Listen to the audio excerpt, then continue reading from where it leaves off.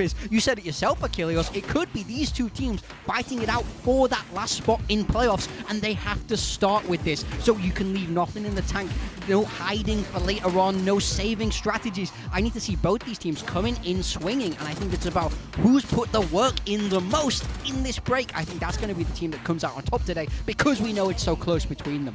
Yeah, I know Frost has been pretty excited about facing off GenG because of this record, this 2-1 record here over GenG.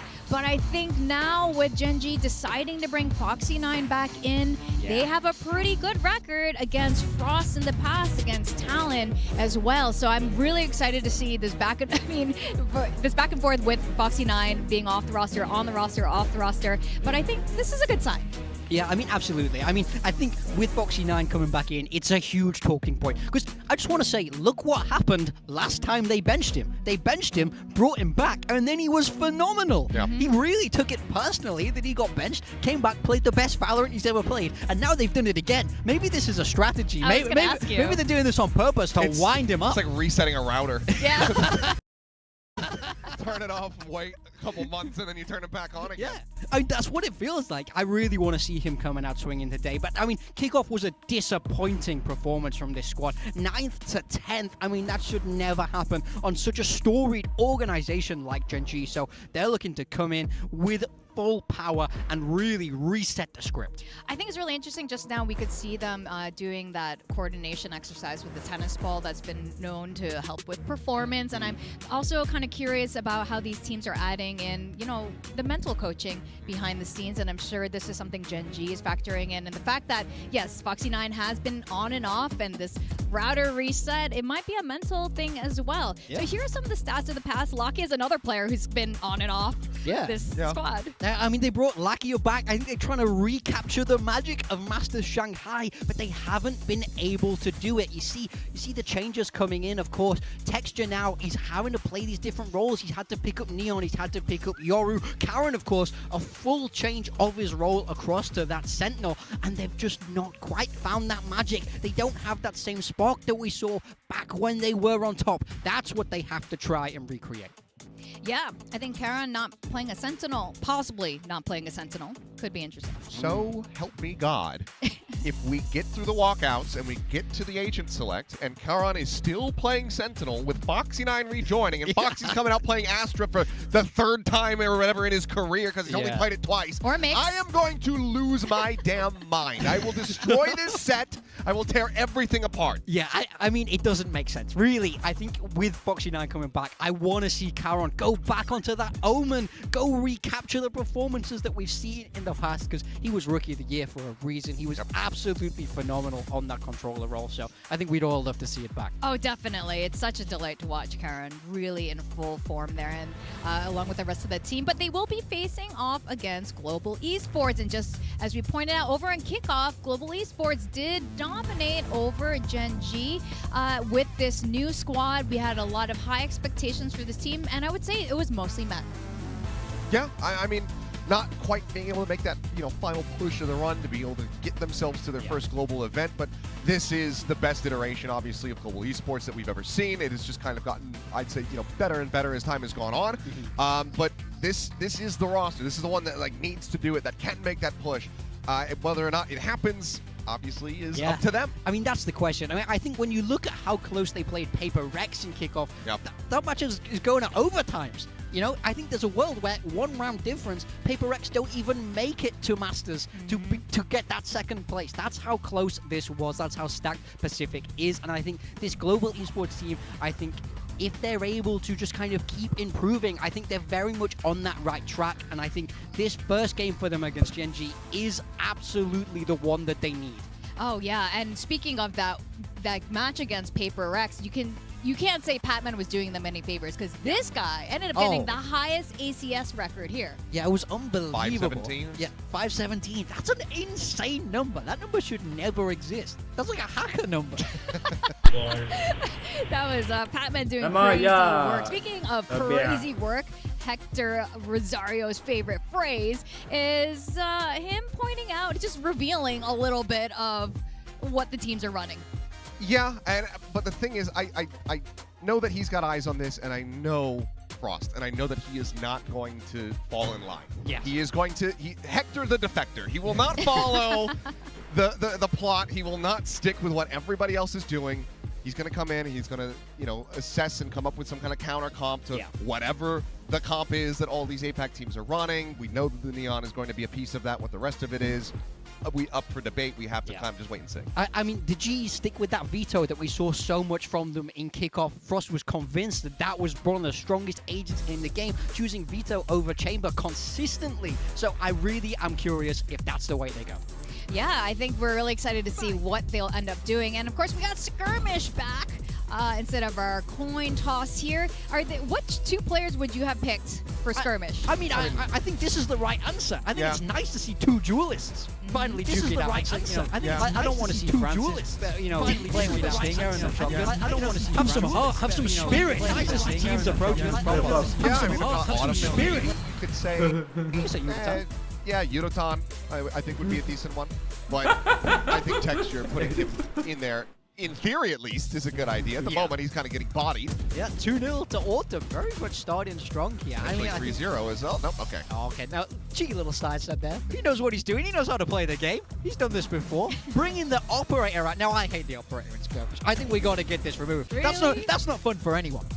I mean, unless you win it. Sometimes you just got to, you know, have a conversation with one another, kind of set the rules if you want, and say, hey, no ops, that's cool, whatever. I can't blame them for using it. I think it is probably the strongest way to approach. I forget who it was, but somebody in Santiago went up to RB and they said, yeah, so rifles only, because they knew that he was going to be willing to pull out the stinger and the judge, because he's just running people down and catching them off guard. And RB said, yeah, sure, whatever. And then I think it was the only skirmish he lost. So I mean, that makes sense. They're like, gotcha. Yeah, he was being very, very cheeky. I mean, this one is much more straight up. You got to see it. But I mean, Autumn, I think he's just trying to start strong, stay hot, gets the win, 5-2 over Texture. That's a very good positive sign for global esports. Oh, definitely. I mean, Texture he's a beast, as we know. So starting off this way in the map veto, this is going to be really important. Like you guys were saying, this is the very first match of Stage 1, and Global Esports wants to increase whatever chance they can to make sure that your prediction comes true. Yeah. Not yours. But here's the map veto here. We're going to start with Bind. Okay. Bind, Split, and then Haven. So GenG getting rid of Lotus. Fracture first rounded by Global Esports in the second round. So, I mean, I don't think that, I mean, this is just maps that have been played. Yeah. So nothing too new. Obviously, there's still the patch changes to take into consideration, but you don't have to be wondering, okay, what has GenG or what has Global been cooking on Fracture, which we haven't seen in so very long. I mean, I think it makes sense. This is an important game, and unless you feel mad confident on your Fracture or your Lotus, just get rid of it. I think we'll see a lot of vetoes like this, especially for the first couple of weeks. People don't want to take too many risks. Bind for GE is one I'm really curious about. This was one of the only maps where they did run double duelist back in kickoff. So will they stick with that theme? I mean, in other regions we've been seeing lots of kind of neon waylay with that sky to support it. So I'm very curious if that's the way both of these teams are going to lean, or if we see something entirely different. Yeah, I can't wait to see what Agent Conks are going to end up with. And here are our predictions. I ended up changing to GenG with the re-addition of Foxy9 back onto the roster. But you did too. You kind of changed yours last minute. Was that why? I actually changed mine on Monday. Yeah.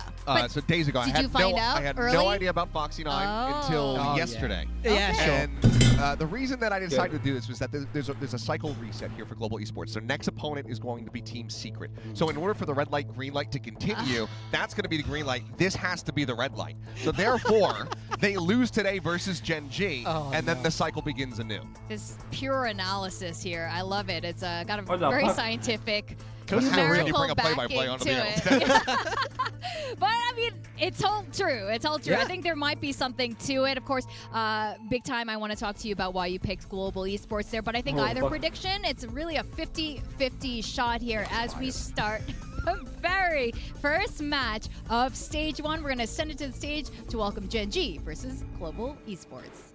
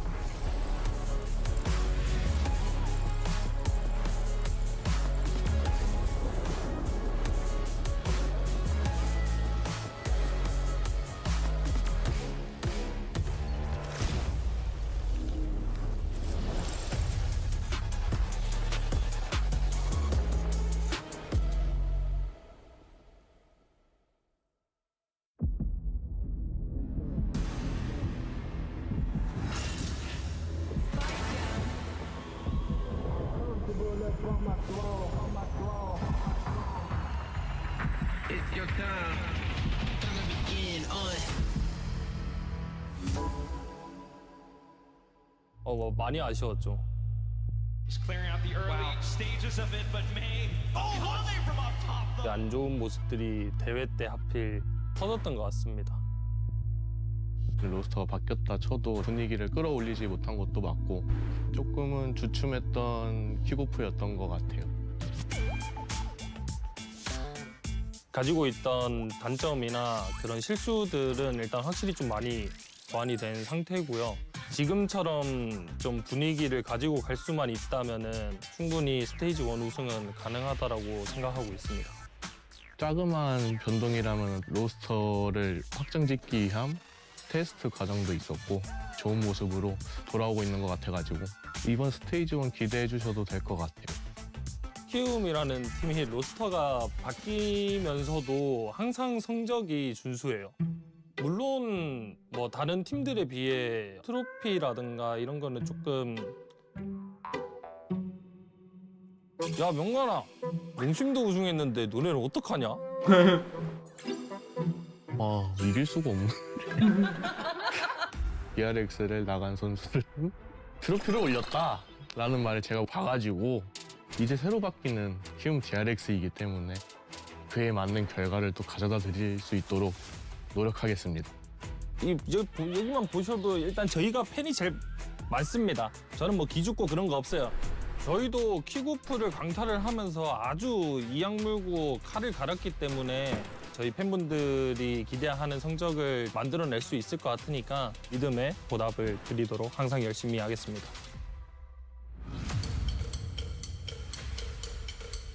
When our performance in kickoff is very underwhelming, we have lack of time of practice and we have communication problem. In short time, it's very hard to fix that kind of problem.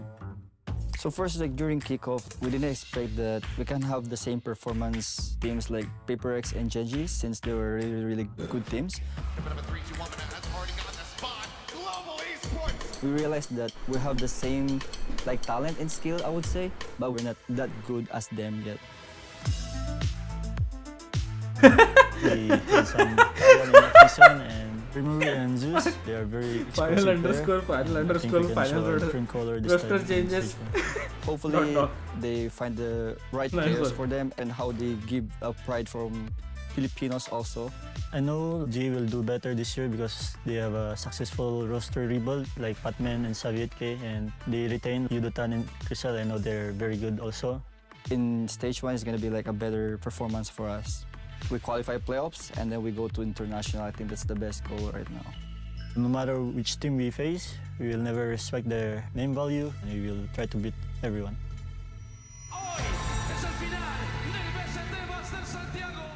First fight, something to fall next. Ross and double up. Dead. He gets 4. Hunted down and killed. They are your masters, Santiago champions. 발로란트는 뭐 프로 하면서도 국제대회 우승이라는 걸 한번 해보고 싶었는데 후회 없는 노력이 좀 담겨왔던 것 같고 그래서 좀 기분이 매우 좋은 것 같아요. We didn't really expect to be in the final, I would say, since we just changed a player.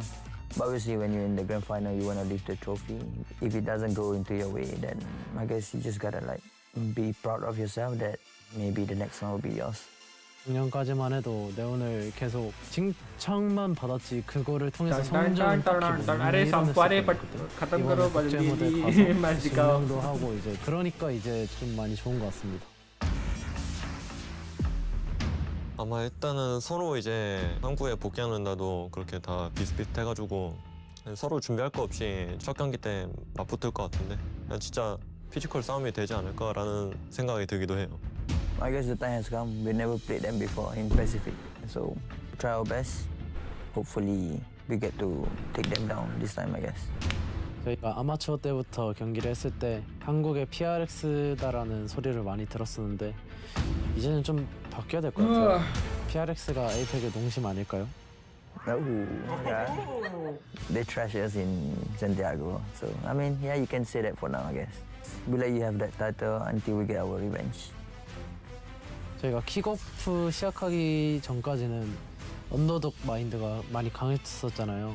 저는 마스터스를 우승해도 아마 마인드 자체는 저희가 우승자기보단 도전자 입장으로 갈 것 같습니다. We are done warming up in kickoff. Now for stage 1, we're going full speed. 저희가 마스터즈 산티아고 우승 트로피를 들었잖아요. 이제 그 기세를 타서 저희가 스테이지 1, 스테이지 2, 챔피언스 트로피까지 계속 기세를 이어나가도록 하겠습니다.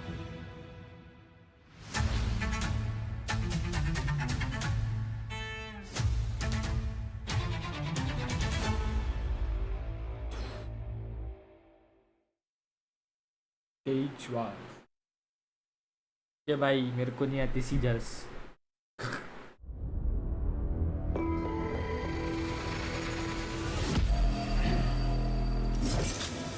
Today's matchup.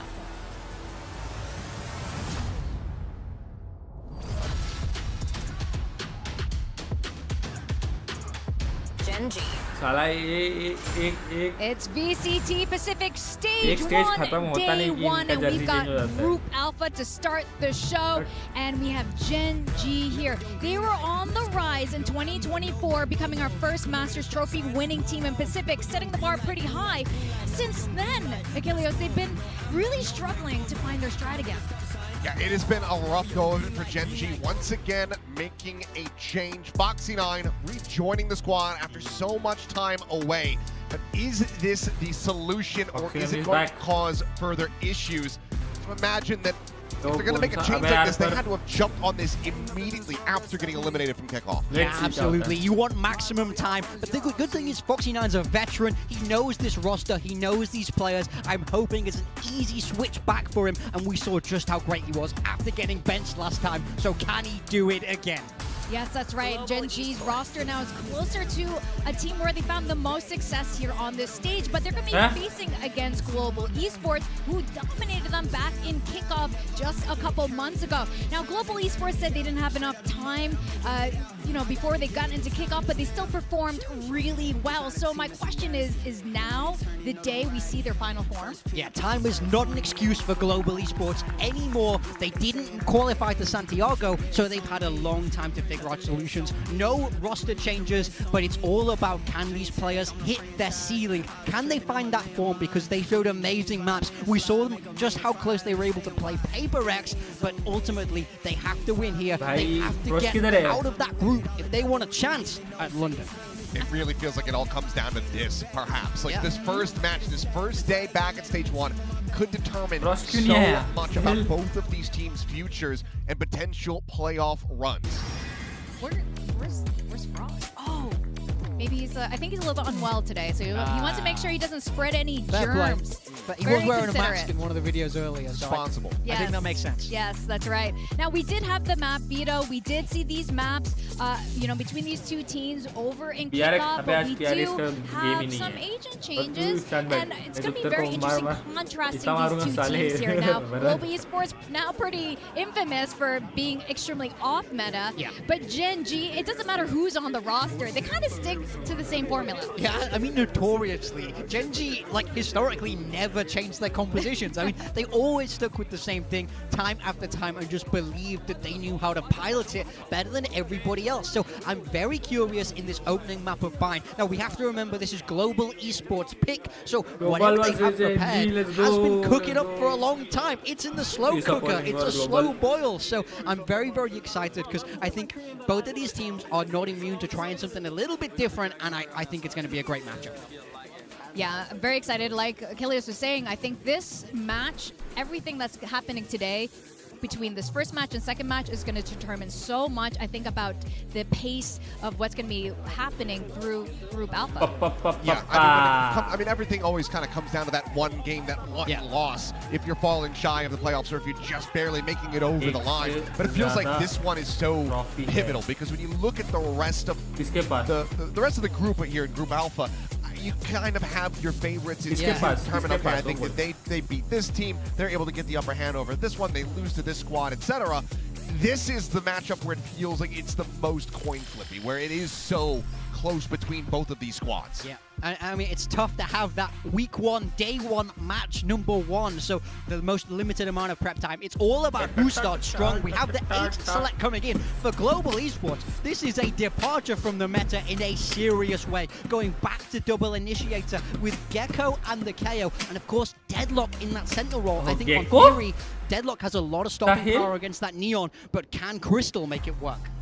This is something that they've been workshopping and working on for a very long time. It's why I decided to put Crystal on my squad as the Sentinel here for today. But GenG, I can kind of excuse this. They're doing exactly what I said I didn't want to see them do, but because it's Bind and Karan is playing the Viper, it becomes better. It becomes okay that Foxy9 is playing control. I can let it pass on Bind. I think the interesting thing is they're still running that Yoru. Now, I think if there's a map where Yoru will still be strong, it's Bind. I think the fast rotates, the TP trickery, I think he can still have a solid place in the meta here. But this will be our first look at that post-nerf Yoru. Can Zinx make it work today?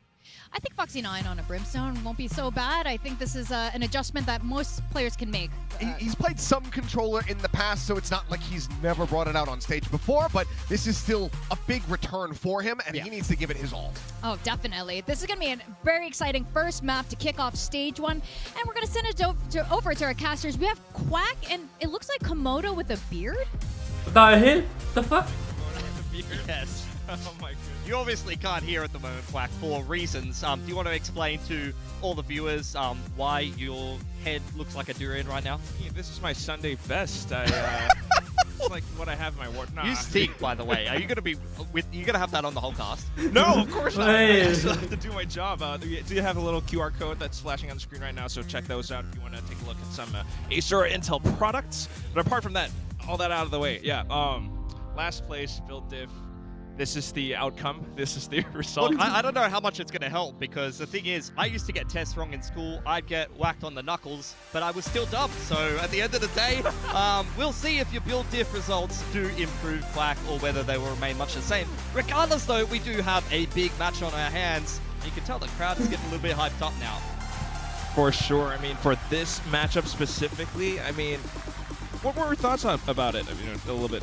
Yeah, I mean, look, going into this matchup, my big thought here is that GenG were knocked out at the end of kickoff in the lower bracket by Global Esports, giving them maybe their worst result as an organization thus far. So I think this is going to be a little bit of a revenge match for a GenG that very much has underwhelmed at the start of this year. For GE, as mentioned by Patman in the hype video there, they're wanting to go one step further and try to push their way into the playoffs. And I think a win here is necessary to do that, because this group is just so tough, man. Yeah, for sure. Okay. I've got the Duran up now. Locking in. My man's locking in. Let's go. Foxy9 back in the server. I actually cornered this man in the bathroom and tried to ask him what role you're on today. Well, are you playing controller? And he was a bit shifty. He wouldn't tell me. But look, what we're seeing in the server is saying everything right now. Man will be on the Brimstone, and we're going to see how he goes with it. GE starting out on this attacking side here. Viper Wall is across A to try to aid in a retake, and Zinx already on the move down long. Yeah, it's going to be quite a bit of information, but at the same time, Texture playing hyper defensively inside a labs. Ooh, slides over. Quickly able to get away. Not quite. The classic kill coming in instead. Yeah, U-Haul secured now for GE. Karon is guarding the entrance with the Sheriff, and he's seen a lot of players heading past into spawn. GE very tricky right now, and there's just far too many targets for Karon to be able to calibrate. Does at least take one with him, but this is a very awkward situation now. Spike may get caught. I do not know what's going on for GE right now. It's a bit of a trick play perhaps, but now everything's all done inside of this hookah position. Tough to kind of play around, especially with the smokes down. Yeah, they're going to have to bide their time here. At least you do still have the grab net available for Crystal, which could help them cut down the angles, but GenG are taking a bit more of an active approach here. Yeah, marking the possible flank as well. You know, it's going to be a jump and a hop into hookah, so that's going to give away a lot of information. Autumn creeping up on the line here. There's the grab net, which is going to kind of slow down GenG. Catches two players there, but Autumn applying pressure from the flank now. And starting to push up bit by bit. You got 30 seconds to make everything happen. But losing Crystal is just going to make that so much more untenable. Just Autumn. He's worried about the 50-50, but as soon as he gives away his position, Lakia comes in for the kill. Yeah, nice pistol win from GenG. I mean, we had some discussions about miscommunication with some of these international rosters in the prelude trailer. before this game did get kicked off, and for Global, that pistol was a little bit all over the place. The wrap into spawn side, you had one player, only the Gecko, with the spike caught inside of Hookah, and GenG takes full advantage of it. Like, that was the whole pivotal part of this plan, is the Gecko has to deliver the spike over, but losing that at that point, ugh. Yeah, it's a bit rough. Regardless though, Global will go straight onto a save here. Lucky in the hands of Yudatan. Lakia dealing there with the Gecko Dizzy and throwing out a Prowler for good measure. Here. Just a little bit here and there. GenG otherwise happy to keep their eyes trained towards the singular choke point. So far so good. You got the screen up as well. So you can't really make it through that toxic screen. C's ready as a little bit of reaction, but there's Yudatan straight into elbow, and now with the plant going down thanks to Wingman, things are getting a little bit tricky for GenG. Upgraded weapon as well. Yeah, I thought this was a whole thing about GE playing off meta, but you know, you gotta love how the Neon's coming in as well. At the same time though, GenG just keeping their distance away from GE. Just watching for it. Still need to get onto the spike though. So waiting for some key pieces of utility to get sent across, tap on the spike, bait some peeks across. But so far, so good. Stick it all the way through now, even inside the smokes. Unfortunately, without the fire bullet, GE cannot break through. They tried to toss in the Dizzy, but that was it. Yeah, the Molly line up. You had the Mosh go out onto the spike, as well as the Brimstone throwing out his Molly from across the map. It's a good attempt there on an eco that didn't really look like it was going particularly well for GE. They got stopped behind the Viper wall, but Yudatan finding a little bit of space to be able to get that entry into elbow. This was the kill that creates a little bit more space, and then from there able to throw out the Wingman onto the side and get yourself into a post plant, which honestly was quite winnable. Yeah, I mean, there was a slight chance, but GenG still, you know, in control. KO knife onto bathroom side. Hold short first. They're dead trapping showers. You can hold from far. Yeah, I'm holding far. Walking their way up here. Come on, your room. There's a swing from GenG. Nicely navigated in the bonus already, starting off very well, getting themselves a one-man advantage. And you're not too sad to be losing the Neon there in exchange for a Gecko, as well as the opposing Neon. That is the solo entry that GE do have offered to them. So it is going to slow them down a lot in this round. They're going to have to look for some dry contact and some aim duels. Yeah, Frost's not going to be happy about that. This is now bonus on the cards for GenG. Drop spot from Foxy9. There's an orb for Crystal. It's better than nothing. Prowler clears out the middle of the map though for GenG, so they're feeling quite safe on this B side of the map for now. It's smoking down as well. Added pressure to GE as the timer continues to tick down. Walking out onto the A site. It's a perfect timing for Zinx to go 1-for-1. Autumn is by himself though, so going to drop the Sky Smoke just to be able to create a little bit more space to try to get into an after plant. So far, so good. But the barrier, did it just block Crystal from hiding back into showers? Now, GenG tries to close in the distance, but it's not quite there. So unfortunately, weapon's not working out. GE able to hold up around the little points, up around the positions on this site. I mean, you could there's lucky out. Not much he can do. Trying to break through a brick wall, despite the fact that Autumn is very low here. I think that GE have been able to secure themselves around. It was a nice start, honestly, for GenG. Lakia wrapping back around. He wants to try to keep this one expensive. I don't think he's even got time to defuse the spike, though. Probably not. Oh, no! Taking out Crystal. That makes things a little bit more doable. Still, though, time is going to be the biggest factor. There we go. Yeah, nicely done. Autumn. Orbital and save GE from a bit of a nightmare scenario. I thought they were about to get bonus there. Honestly, that's almost as bad, though. They've lost almost every single weapon. Autumn's got no armor coming out of that round, so it really couldn't have got much more expensive in a round that you won. Jinx गुरु की क्रिट पे खेल भी रहा है या नहीं मेरे को समझ नहीं आ रहा है I'll kind of allow them to continue forward, especially with how they've been trying to play sites. It's like a quicker one this time from GE. Gravnet may be comboed on in here with the Orbital if it does connect. Lakia, does he get sat down by the Gravnet that flies up in towards Garden? No, but the KO knife will confirm his presence, and Yudatan securing control of Garden for now. GenG though.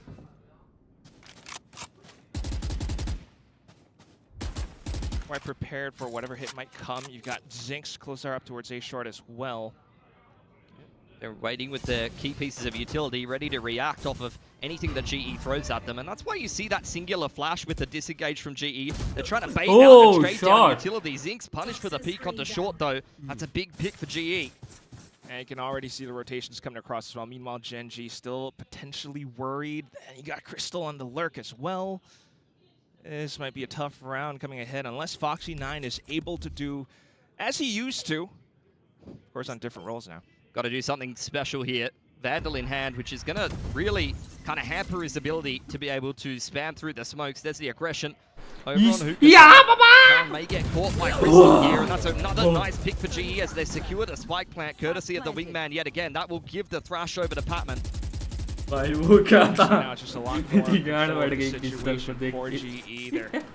They're giving themselves all the space they want on the site, setting down the barrier as well. Just another obstacle for GenG in the retake. It's so hard to retake into deadlock. They might just save. Yeah, they can't go for this. I mean, you've got an orbital and a thrash. There is absolutely no way you're getting in there, even if GE is missing their money lineups. Hey, they got the grav net in. Not to mention, if Crystal does get a kill, it's also up to his ult. Yeah. So GenG opting to just fall away for now. Look to try to play their way into round number 5 here. And GE, that was a very strugglesome round, you have to say, in round number 3. And then round 4, it really couldn't have gone better, quite honestly. They have recovered their economy in a big way, and they have to burn through any of these big ults as they continue into this half. So this attack is looking scarier and scarier for them. Despite the rocky start. So all things considered, I mean, this is what the whole thing was about. You know, you come in off the slight break from kickoff, you cooked up this, you know, what Morgan was saying on the desk, like slow cooking this composition. This has been in the works for quite some time. Yeah, Frost is stirring away. Along with, by the way, 4 total coaches for GE. So, look, if you can't come up with new comps, someone's probably not doing very much work over there, to be fair. Out comes the Thrash, straight through the TP, or actually straight from outside of Hookah. This could be a quicker one here for GE. Easier. Oh, what? Texture's just prepared for it. Straight on skewered through. Still, though, considering that some of the players are onto Sheriffs, this is not just done yet. Crystal still fighting alongside the rest of GE. Annihilation doesn't connect on anybody. GE have to slow this one down. Wall goes up, Sky Smoke's invested. Lots of GenG players ready to be able to defend this B site. Pivot through the TP does come out from GE, but Zinx is lying in wait. Off angle. He's got the gate crash prepped up as well, but no, he's just farming the orbs. It's playing Farming Simulator, man. Crystal's in his tractor. He's picked up multiple orbs here, moving his way towards a next Annihilation. The first one completely whiffed, but big hopes for the next one. Let's see if these seeds will yield them any fruit. No smokes on the site, though. It's going to be a bit worrisome, but Zinx is... I'll give it his best, though. Pat's going to get a trade. Oh, elbow! Well, now elbow! On to Out site. elbow! Karen's just ever so carefully up around the corners. If he can actually take a shot, but... Nah, doesn't have They plant onto Wingman. GenG now organizing themselves for the retake. Remember, there is still an orbital in play here for Autumn. अरे but orbital play है but अच्छा पहले से guard मारे sights.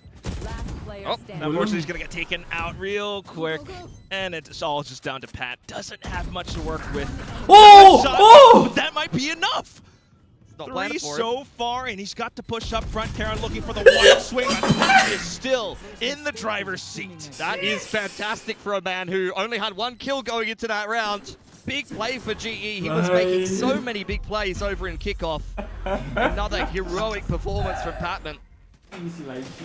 Back on the initiator role, one which he wasn't really able to play too much. That is a huge opener for Texture. But another round where GenG, they start out with a man advantage, or they find the opening tool that they were looking for, and then they can't close it.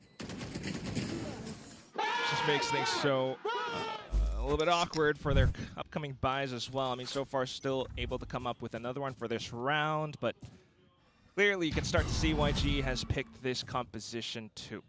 Outlaw could be deadly here. 4 sets of light armor on GenG. It's looking a little bit worrisome. Very much a default approach though. GE are not in a rush to be going anywhere too quickly here. Just want to work the map. They've got plenty of utility to be able to do so. This composition allows you to be so flexible, taking map control. Isn't that the thing about the double initiators? Of course, yeah. I mean, there's a knife Although there is a longer cooldown now, you can't throw all these pieces of util out every couple of seconds. But if you can pick yourself up a Dizzy, that's going to help you kind of work Garden. The thing is, like, you've seen these kind of agents on this map for a long time. Although this is a creative comp for this current meta, we've seen Deadlock on this map. We've seen KO Gecko on this map back in the day. Pick from Lakia, does shut down the Outlaw early on there. Over on the other side of the map, though, Crystal's done very well to punish Texture. It's going to put a little bit more pressure on GenG's rotations here. Yeah, quick through the teleporter. And that's why he was up in this position this whole time. And I think we just saw a similar thing happening in the previous round. Now it's Foxy9 alone on this site. He's going to get burnt to, okay, not quite a crisp just yet. Still alive, able to play. But the Barra Mash just makes it so tough. That's the thing about the Deadlock again. And then you got Autumn watching the flank. Able to kind of hold things off even as the flash comes through. There's no hope for GenG in this coming round anymore. It's just another retake they haven't been able to convert, unfortunately, and some of that has been down to Deadlock utility, but some of that has been down to, I mean, not necessarily being able to clean up Patman in a 3v1. Lakia does get a consolation frag, will gift him the Nightfall, but that's where the good news ends for GenG. This defense has been a disaster. Yeah, constantly just trying to play around for information, up around B long, but GE just have so many options. Yep. GenG need to figure it out. Wouldn't be surprised to see a timeout. Feels like this overdrive is just rotting on Texture. Will have to be burnt coming into this round. It will be one of these rounds where it should be a half buy. And overdrive is a very, very big ult to be able to win you some of those kind of rounds. I mean, as long as Crystal's still alive, and he's still good, hasn't used his utility that much. I mean, into the post plants, I mean, he just can't overdrive. He had his grab net, you know? He still had his grab net at the end of that round. They're not even needing a lot of this utility. He was on that deep bathrooms lurk. Like, he wasn't even really playing an active role in that default. He was the lurker in a bit of a, you know, 3-1-1 where the active side of the map was B Garden, and he was just, you know, silently walking up bathrooms and finding a gap in the rotations. What do you mean by bathroom, bro? Cold as. That's pretty cold in Russia, so it makes sense. He's comfortable with it. Time for GenG to come up with something, because honestly, this has been a bit of a woeful defense after the first two rounds. Been a couple of rounds where you thought that they would have been able to come back into the retake and convert it. Big momentum stopper, that Patman clutch, and it hasn't really felt like they've had much of an answer in this game so far. You have to imagine it's just kind of weighing in the back of their minds as well. You know, the previous kickoff performance, coming into this one, you're starting off this way. The rest of the group as well. Yeah, I mean, this is the group of death, but I mean, you heard it from Texture in the interview. They get knocked out of kickoff very early. That gives you a lot of time to prep and come into this particular stage. If you don't do well, especially with a 6-man roster and mixing Foxy9 into a little bit of a different role, then it's going to be pretty cursed at this point. The knife out towards U-Haul. Crystal once again on the line, well aware that there'll be light armor on offer. Udatan ready to pick up the pace into U-Haul now. The whole team's here to play. At the same time, just keeping an eye on that Deadlock as well. Texture gonna give it an attempt, but quickly shut down. That's the overdrive burnt. Sees connects on a lot of players though, and the shotgun starting to get to work, but GE holding the 9 nicely. Just all posted on that U-Haul entrance, and it feels like fish in a barrel trying to force their way through that choke point. GenG just get absolutely denied entry. And GE, I mean, it's just a very patient approach from them. They haven't even forced a spike plant yet. They're just waiting for GenG to overheat, and time again, GenG are overheating.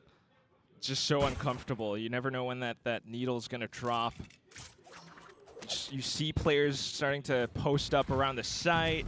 The Deadlock utilities coming out, and you feel like you need to go. You hear the taps coming in, but Foxy9 gonna be a very long save for this man. He'd love a kill. If you get a kill and die, that's your orbital on offer. And with a lot of ults in play on the other side, you don't really care if the other team's getting a few for themselves. Crystal spotting him out. Grab net will connect, but are you just beckoning him into the arms of the shotgun here? It seems like Crystal is well aware. He is not interested in what Foxy9 is selling. They're going together though. That could still work out. Very nicely done. Molly lands on his head. Autumn a little bit better with the on-the-fly mollies than the molly lineup so far. That's maybe what happens when you put a primary duelist onto Brimstone. That's just rough though. I mean, that's the overdrive that was sitting there for 2 or 3 rounds. He runs into U-Haul, gets his head blown off. That was the end of that. Yeah, I was just going to write this one off. I mean, half buy coming in. It is what it is. But now you look to the next round where hopefully that timeout has done some work for GenG. I'm hoping so, because, I mean, even from the player comms, GE are laughing like a couple of schoolgirls right now. It is going a little bit too easy for them on this game of Bind. Quicker pace in towards bathrooms here. Flash being prepped by Xavi. Oh, and they're just going to poke right through. You got the Nightfall and quick response, but Annihilation out from Crystal as well, not connecting. You got the shots in at the very end. Then the rest of the team just trying to pick up the pace or rescue their teammates. They're walking into crosshairs. Lakia is laughing away with the rest of the team arriving soon enough. There's Rez. Seas and Relay Bolt giving some problems for GE, and they've been crunched by Karon from the other side. Great team play for GenG. First time you've seen much of an active approach into GE, and you get the bathrooms crunch in response there from GenG. Works out a treat. If not for that Nightfall, if not for GenG maybe taking some control over V Long, wouldn't have allowed them to respond that quickly.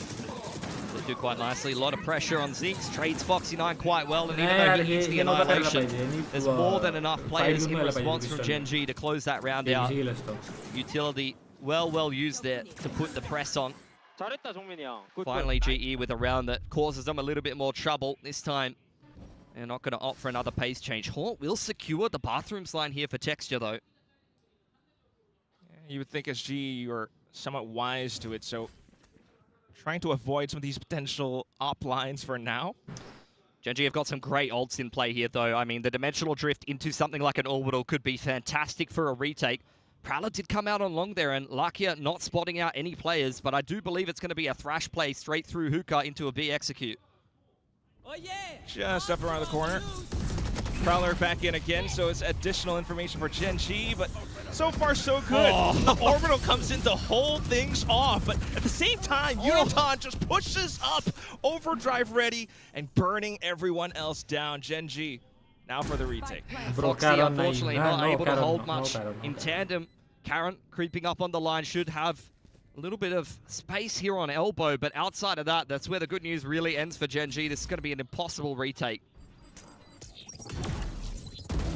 No peeks. Still out. Oh, and the second Thrash gets sent in as well. Texture walking away with some kills. What? Karon from behind. Oh, GenG make it work. Bhai Karon yaar. Coming out of elbow. And there's some massive shots connected from a player who's been pretty quiet thus far in this game. Really big step up from Karon. It's two of GenG's most veteran players that have lifted trophies together, able to put the pieces together at the last minute. And honestly, I was a little critical of GenG throwing away a massive advantage in a retake there. I mean, that is a post-plant that what the hell? You should not be having any issues closing. Tell that's got them very fired up, and you get an immediate timeout. This is where you're getting a slap on the wrist from Coach Frost, I'd imagine. Yep, there it is. We're 4-on-2, guys. I mean, still, yeah, pretty much, it's okay. You don't have to get too critical about it, but. Alrighty. Let's see if GenG have been able to forge themselves a little bit of momentum. That's 2 rounds in a row that they have been able to convert. Do you have the Dimensional Drift still ready to go? Not a tool that they've had to use. Pit is still on offer for Karon. Can mix them. You have Harvey's family in the audience today. They'd love him to get a W. Not to mention Crystal's birthday as well. Oh, it's Crystal's birthday. That's true. Love to get a win for the birthday boy. I believe that's... I mean, Seth said something about expecting Crystal to pick Sentinel for his build diff team, but I'm pretty sure it's just a birthday buff. What's the reasoning behind that? Take elbow. Can we take elbow? Give it a spike up. Are you flashing this? Yeah, flashes. We net with the flash. It's going to be a quicker play towards B here. Get the grab net straight up gonna land with in towards Garden. That's just going to give them a lot of control. Launching pad into the site. GenG, though, just trying to set up the crossfires needed. You have the pit there for Karon if he wants to use it reactively. Oh, he's going to kind of slink back towards the site. luring GE in, but oh no, that's where unfortunately everyone starts to get shot down. The Caterpillar smokes on the site actually working out. Yeah, not doing too badly. Zeke's trying to fight his way out of it, wriggle out of a bad situation, but Patman denying it. Overheat a little bit there from Udatan in towards elbow. But when you're up 5-on-2, confirming that the two players are coming in from spawn side on the retake, it's really not going to matter too much. Another successful execute. Bhai, what an exec. After losing a round, they'd probably rather forget. They immediately reply with a really nice B-take. The whole party, you got the barrier down for the post plant as well. And just practicing some lineups. Okay. You actually got that one. Nice. Yeah, I mean, no better time, right, to practice than in the official, right? Not like this is maybe the most important game of the group for you. Because last time around, I mean, this was the lower break, make or break game in kickoff, and it took all 24 rounds of regulation on every single map. It couldn't have been closer, and something tells me we might be in for exactly the same today. There's a real good chance because of the upcoming maps as well, but for this one, you would expect GE to have their way with things. Lovely counter spam there. Onto Caron inside of the site after denying the wingman plant. He loses his life for it. Now prepping once again a bit of a faster A execute. Texture with the operator is the one to keep your eye on, and he will be right up in the face of this play. Okay, just getting hit by everything. Not going to go off in time though, but does give G so much space back in again. But oh, Foxy9 off the classic, and now GE starting to lose their grip. Just Pat left on the site. GenG have surrounded. Well, see if he's able to put together another 4K 1vx. Getting smoked off, they're really not giving him any options. Taking him a little bit more seriously this time of the round. GenG. He's earned his respect at this point.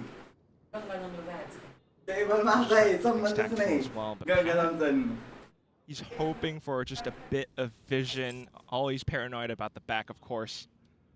At some point, you might just want to toss out the Dizzy or Wingman, but now he's got a little bit of something. They're just going to swing him together. Not even needed. There's Texture, a big round from him on the Neon. It's been an agent that he picked up a while ago, and he's really gone strength to strength. Once upon a time, a little bit critical of his agent pool as a duelist, but Neon has become a staple for this man. You saw it on Haven all the time for GenG, causing havoc on it over in Toronto. So his op kills in combination with some chip ins from the rest of the boys. Nice right click from Foxy9. Zinx using his only flash to come out of the teleporter. Something that they highlighted on the analyst desk. Yoru might be nerfed, but the TPs aren't. That's why this whole map kind of works out for GenG's composition as well. But now, GE back into it. Knife securing Bathroom's control. A bit of a jump spot from Udatan. Just trying to tell what the setup is. Using the Neon movement to gain free information. Does at least bait out a Molotov in response from GenG. Make things a little bit more workable at the same time, though. Zinx. Burned through both of his gate crashes. That's his second one. Remember that the duration of those is greatly reduced, so he has to choose whether he wants to stick around on this angle or bail out right now. It does seem like he's going to back himself. Nice tag from Texture to start things off. Hurt Crystal quite a bit, but he still hangs back, takes him down instead. Then it's go time for GenG onto this A site. Foxy9 trying to post up front, but Patman makes it a trade. Orbital Strike comes in just to clear out maps as well. Hopefully the strike will get planted soon enough, but it's just to bait out the positions of where GenG would be. Backstab. Caron there, he thought he was on for another one of his vintage multi-frags. Let's confirm the position of Lakia. No, he's not blinded, he's not blinded. This is a very low percentage retake. Otherwise, not much else. Kind of already know where he is. Just throwing the kitchen sink at him. Can't even get out of the one-way. Okay! We'll give Lakia his flowers a little bit. You know, he is the Lakia of Valorant. Still getting spotted though, and Pat pretty much in control. Lakia still not backing down. Hang on a second. Shut up! Autumn out from behind, and with this, at least G does secure a bit of a lead going into the second half. Yeah, they've done very well on the attacking side there. I mean, given the fact that GenG has taken the pistol, you had a big string of rounds in there from Global, courtesy of a very nicely tailored game plan with this double initiator. It's a combo that we've seen in the past, usually played with Viper. You often see back in the day when Gecko was very strong, the Viper wall go up and then you'd have Dizzy and KO flashes over the top, or you'd be playing a Sky with a Gecko, for example. Double init did used to be very popular on this map in that meta. We've seen Deadlock as well, so I think that this GE comp is a bit of an amalgamation of some older ideas, some older metas being tried to put into place now that, you know, you are seeing double duelists kind of fall to the wayside a little bit more. Yeah, it's kind of like taking a piece of everything. I mean, you do have the Deadlock, as you mentioned, but don't forget the Brim as well. There's so much that they can play around in those post plants. I would have liked to see, you know, a stronger finish from this first half, though. Yeah, I think, look, GE, they got a lot of value out of those prepared executes. You see the GenG fans in the crowd, though. Autumn's done quite well on the Brimstone there. It was definitely an effort by committee, though, by GE. I think everybody kind of stepping up and having their moments. GenG, it felt like a bit of a shakier first half from them, honestly. I think you saw a couple of whiff shots, a couple of aim tools that you would have expected some of these players to win that were a little bit shaky, quite honestly. So I think maybe first game nerves after a bit of a dismayed finish in kickoff might be a thing for them. Everyone's just kind of getting used to being back here for Pacific after quite a bit off. But at the same time, I think after the little timeout, Texture back on the op, things came back in a little bit. Yeah. Now he's on the attacking side, so he's going to be running it down hand in hand with Zinx. See how that does go for GenG. Going to be a bit of a fight over short A early on here. Very centralized setup for GE. Ready to crunch to the middle of the map through the TP if needed. But GenG are walking their way towards bathrooms for now. It is a very default approach, just trying to catch any aggression early on. Similarly, both sides. Second smoke down. Yeah, I mean, it's a very standoff approach. GE well aware that there could be a short setup behind this smoke. They have to respect it for the time being. Now GenG going to organize themselves to retake short. They do invest the Yoru flash to burst through this smoke. They're not going to have one for the later part of the round. And in fact, they're just going to wait for it to elapse and try a contact approach instead. Yeah, that's what it comes down to. Feels like an all in or nothing where GE might be a little bit more prepared and they're still trying to poke and prod. Take what they can find. A little bit of a flash getting sent across in now. And you start to see players push out a hookah. Can't force your way through that one as GenG. You still have the relay bolt in play. GE have taken the middle of the map in the meantime. So if you get the pivot back to B here from GenG, it's going to be very hard to make that work. But they seem singularly focused on taking this A site one way or another. And sometimes watching the flank a little bit as well. It's out to 20 seconds, Pilsky. I'm getting nervous. Pat starting to creep up front. Autumn's done a pretty good job at holding the off angle, and now Pat comes in for the flank. You got 10 seconds left, and you're still trying to get the spike down. It's not happening, guys. Damn good round, mate. Damn good round. Yeah, GenG just getting stalled out by Brim Smokes for the majority of that round. It felt like they gave a lot of respect to that, and I think that comes down to what the comp is at this point. Back in the day, if you had multiple blind sides, you could try to burst your way through smokes a little easier. To be fair, he probably wouldn't have had two on the pistol anyway. But with this kind of comp, what you want to see in response to those smokes is just prowler or blindside your way through the smoke, burst out with the neon and take things a little bit quicker. But it was very tentative for GenG, and maybe that's respect to the double init util, or maybe that's respect to the deadlock. Think about it.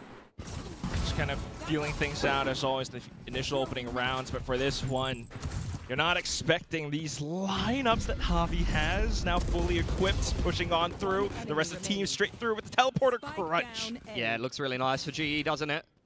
Fighting all together in response to the bathrooms take from GenG. I think early on, though, for GenG, that's going to be something that they can keep in mind. I think you'd rather get bathrooms crunched and destroyed on an anti-eco than you would in an important gun round later on in the game. Can be well aware that GE may be playing some garden setups towards B and that they're going to be playing around the TPs. And I think you probably would have seen something similar in the pistol if the approach was up through the middle of the map up on A. Because you had GE take that short control, and that's going to allow them to actually pivot TP towards that A side of the map if the hookah take comes out. So very clear to me early on at least that GE wants to be aggressive. They want to play on the front foot. And once again, you're seeing them very close up on short here. I love this on the bonus. As long as it still keeps working. Try to take things away from GenG, but now fully blinded. Not quite able to play around it as well. Still got the smoke to back into, though. And that's going to be Autumn now going down. Very chaotic. Great reactive utility from GenG there. The C's, the relay bolt. They're really responding to all of GE's aggression in kind. Now you get the back through bathroom side. Patman trying to find a little bit of a timing here. The B site is fully enforced with deadlock util for now. But Patman's definitely the player to keep your eye on. Yeah. I mean, if this doesn't work out for him, it's going to weaken the positioning on the Oh my god, Patman! Dizzy out, and he's looking for the quad as well. Oh shit! Doesn't mind, pays no heed to it. 1v2 now. Yeah, Crystal getting active in the middle of the map now over on market side. Xavi very low on HP. Gravnet is still in play. Could be the piece of utility that secures this round, but Karon's reading this quite well for now. Or is he? Crystal. I mean, this is a crazy off angle. There's no way. Oh, nice, bro. I think that he would have gone all the way that far back. No, he's done very well. And again, this is what I was saying. Like, GE are just very active in the front part of the map. They are not sitting back on the sites. They're not trusting, okay, I have a deadlock. Like, you just can't attack this site. They're being active through the TPs. They're pushing up short on the bonus, hyper aggressive in the crunch, which, to be fair, doesn't work out. It's really another hero multi-frag from Patman. I can't say Sky keeps them around like that. That's what you gotta love to see as well. I mean, we do have a little bit of extra tidbit information that this KO, some of the lineups that we're seeing with Javi, comes in due to a new sort of pseudo coach that they have. They've got a fifth coach. A fifth coach, not GenG, but for GE. Yeah, okay, who's that? Oh, Komodo. I don't think that's a good thing, to be honest. I've played ranked with Komodo on KO, and I've never been team flash more in my life. So I know look, so far the flashes have been good from Xavi. Look, we'll see if that continues. There's plenty more that we haven't seen from a KO. I mean, you could still get the flashes over B-Long or over the top of Hookah. Cross map, 0 points here and there as well. There's a lot of cheeky things you could do with the KO on this map, and if you haven't played against it recently, those are the kind of things that could definitely catch you off guard as a GenG trying to make this attacking side work, which so far it hasn't. Outside of a pistol and maybe 1 or 2 pretty big rounds from GenG, it just feels like they've been mere passengers in this game of Bind. That's the thing. I mean, G has the ability to play a little bit further up front on the defense. They still have options towards the latter half of the rounds because of the double initiator and everything else. And the players now having that much more synergy to come in with it as well. You see another flash back in for Showers control. Yeah, it does get Crystal on that deep line with the Outlaw. 5 sets of light armor. It's a Stinger light armor buy for GenG. Orb does go up trying to obscure the information over on this B side of the map, but even if the A-take does come in, I do think you're going to see a quick flank through the TP. Giving up the site now. Lead Crystal to his own devices, the Outlaw, that is. I think they're just looking for some Outlaw picks, but they're not able to really get too much value out of the Outlaw. All the stuns on the site. Plant will go down for Foxy9. How does GE approach this retake? I thought that they were going to crunch through the TP, but they're actually going to opt to go 5-man through spawn. This could be problematic. And you got 3 players from GenG inside of Lamps as well. Not gonna lie, it definitely is. Pat's gonna have to clear quite a bit out. Dizzy, now the smoke's coming through.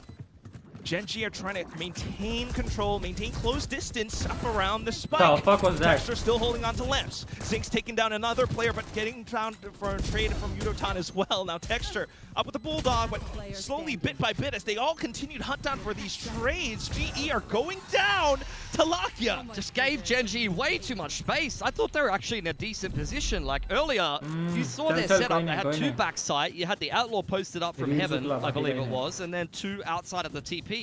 I thought they were just going to TP crunch and maybe smoke the side of Triple and just hold on to Bathrooms control. But they give GenG the entire site and basically tighten themselves out of a retake. I can't believe they played it like that. That was a nice combo, to be fair. You have the grab net in combo with the Mosh, gets a free kill onto Caron, but 1 free kill with this many Stingers in annoying positions is still not good enough to be able to complete a retake. And that's a big boon for GenG. They much needed that round. Keeps them alive. Now you got the full buys coming in as well, but let's not forget Autumn does have the orbital strike now. Yeah. Get the progression smoke from GenG. Up the top of B long, Zinx sent forward with the gate crash behind. Just trying to bait out some kind of trap play, but it is aggression on Hookah side instead here from GE. Slowly starting to peek their heads across. They're going to find 3 players on the other end, though. Ooh! Lakia slowly trying to push up front now, but at the same time, Karen's still lurking towards the back of A. Such a tentative standoff between both of these teams. GenG still undecided where they want to be going in this round. GE were looking to try to isolate a lurk, and they go 1 for 1. Both of the Neons dead now. Take a lot of the pace out of a round like this. But could still gate crash through the TP. If he gets this pick, though, he'll be able to get dimensional drift online. Feels like G has a good inkling, though. Yeah, they're not going to let him walk away with it. A site given over to GenG now. Nightfall is in play, but with the Thrash online for GE, that's really going to streamline this retake. You can blow up U-Haul with the Orbital as well, so a lot of good tools to secure GE this gun round. Just to find a bit more spacing first. Feels like GenG are somewhat aware of the situation as well now. Keeping eyes trained towards market. I say that, they're starting to turn away. They're actually trying to sneak her back behind. Not sure G might have heard it though, but it's a great position to send out the Nightfall either way. Now holding the angle. Crystal is there, walks away with a kill. But Caroni is also here. It's just left the rest of the players up towards Showers, onto site. They're getting tagged up by Caron! Fuck control. What is that? Just Foxy9, and someone has the molly still though. Javier for the trade and sticks it down to the edge. After the spike has been halved. 0.5 in it. I thought the wingman got that defuse off, but the snakebite molly combo destroyed it. Takes everything away from GE to be able to complete that retake, but they've still got it done. Right down to the wire after a very awkward exchange in the middle of the map here. I cannot believe that only went 1 for 1. Really nice util usage to be able to clear out the active lurk of Zinx. And I love how GenG played quite nicely what the fuck by around the Thrash there. Gave themselves a great shot to be able to win the round, but just couldn't quite pull it off. Always feels like it comes down to the wire with this team, but either way now, potential last buy for GenG. This is crazy from GE, by the way. They've got 5 on B. They've just given up the entire A site. GenG burns the dimensional drift getting in and throws up the deep smoke, so they're kicked up their feet on the coffee table. They are well set up inside of this A site. I wonder if they're going to flip the map here. They could catch Crystal by himself. Very possible. Still though, initial point of entry is going to be from back of A short, and that's where most of the attention goes to. If Crystal finds his timing just nice, this might still be quite a good retake for GE. Viper's Pit, though, will be the main obstacle. Yeah, do have the KO in play as well. They've got to break their way through this pit. This is a very annoying positioning for GenG. Texture going down in U-Haul, but traded well. And you got Javi as well. Crystal still trying to pick his timing. Sneak in through the back. Wingman taken out, reveals some positioning, but it's a Bucky in the hands of Zinx after all. So still, as you hop in and on around, you take down Karen. The pit's gone. Zinx is dumping his body onto the spike, but Crystal trying to get it down to at least half. Burns away from the molly, and that will be enough. Walks away with robbery. Gets himself an orbital at the end of that one to add insult to injury. GenG given full control of that A site multiple times in this half. They got it done with the Stingers, and once again, unsuccessful retake for a GE who tried to run a very cheeky set play straight down B. Sent it down B. Almost bhai, फक्त ह्या just so much Foxy9 ला पहिले मारून given द्यायला over to पाहिजे GenG, होतं. who set themselves up nicely inside of the pit. And then the post plants are enough to secure the round from there. It's a good clutch from Foxy after a bit of a rough start to this game. His first half was not particularly awe-inspiring, let's be honest. He's trying to be that team player now. He's going to need so much more to close out this map, especially with GE's scoreline. Overdrive is in play here for Uditan. Only pistols on offer with a hero rifle on Autumn, saved over from that last round. They're quick on the flank here. I don't know about this one. GenG do seem quite aware. They're just 5-manning. It's a wolf pack of players. Straight up B long. Deadlock wall has been deployed, but they can break through that with 5 pretty quickly. How fast do they expect to flank from GE, though? That's the whole thing. This all comes down to the very minute timing. You relinquish control for most of the map, so you are aware down to it, but you're getting caught by utility as well. Orbital comes through. Overdrive out from behind. Yudotan is just fishing out in the deep waters. But GenG are just hopping all around, avoiding that beam of death. Watching out for the back as well. It's there. That's where the only players are left. Not to mention just the fact that this is an eco as well. I mean, they're feeling a little bit more confident now. Oh. Let's not forget what Patman did in the round previous. In this exact same position, there's no way they complete this retake, right? Surely not. It's a Sheriff. There's no freaking way. There we go. Big crossfire. GenG righting their wrongs from earlier. They'd rather not relive that bad memory. And that's an 8 up on the board from them. Back and forth exchange. By 8-11. But it feels like slowly but surely GenG are working their way through this attacking side. Getting in touching distance of double digits now. It has to be said, a lot of cheeky setups on this defense though. They've had some quick plays down B long. They've left the A site completely open. At some point, if you're playing a bit more of a gambly style, you've got to win some as well as lose some. They've been pretty out of position a lot of times, but at what point do you run into the stack here as GenG? So it just kind of feels like a slight guessing game here and there as well. G should be better informed though. 0 point coming out. Krala up in towards Hookah. Confirms that there's no one in there for now for GenG, but they've got to go and re-clear that space. Deadlock set up on this big side of the map, well supported by both the Gecko and the KO. There's a lot of flash plays that you could be making. With the Deadlock wall down inside of B long, it's going to take a while to work through it. Nice. Timings of it as well. You peek off of the wall. Caron dealt with. Just trying to chip away at the wall. He's been punished quite heavily for that. And GenG are creeping their way up into Hookah, but with the Deadlock util underneath, it's going to be very hard to bust into this site. Unless you can walk away unscathed in this round, it feels like this might be where the Death Bell gets rung somewhat. GE pretty much in control, especially with all the utility across the site. Annihilation completes. Nice round, nice round, nice round. Let's go. Nice read, nice round. Yeah, very nice setup, and that's kind of what I was saying. At some point, you've got to run into the strong side, and when you lost your Viper right off the rip, all of that passive pressure on the other side of the map goes away. You're not so much worried about the bathrooms lurk as the defense. You're not so much worried about the wall or the orb going up to create that doubt in your mind that there could be a play on the other side of the map, and that's where this singular focus can come on in. Overdrive gets ripped, immediately picked up by the Annihilation, and once you lose the Neon on the entry there, things get a lot more difficult. Now just trying to rinse and repeat the same things again. Of course, the weaker site now would be A site. GenG trying to recognize that. Autumn being left on his lonesome over there this time. Not throwing a stim for the boys, creeping up towards bathroom side. Ooh. Trying to delay as much as possible, but it's Texture with an op, of course. Now you got no smokes for the retake. That's going to make things difficult. Yudo has crept his way into U-Hall. Oh, I cannot believe he's got away with 2 there.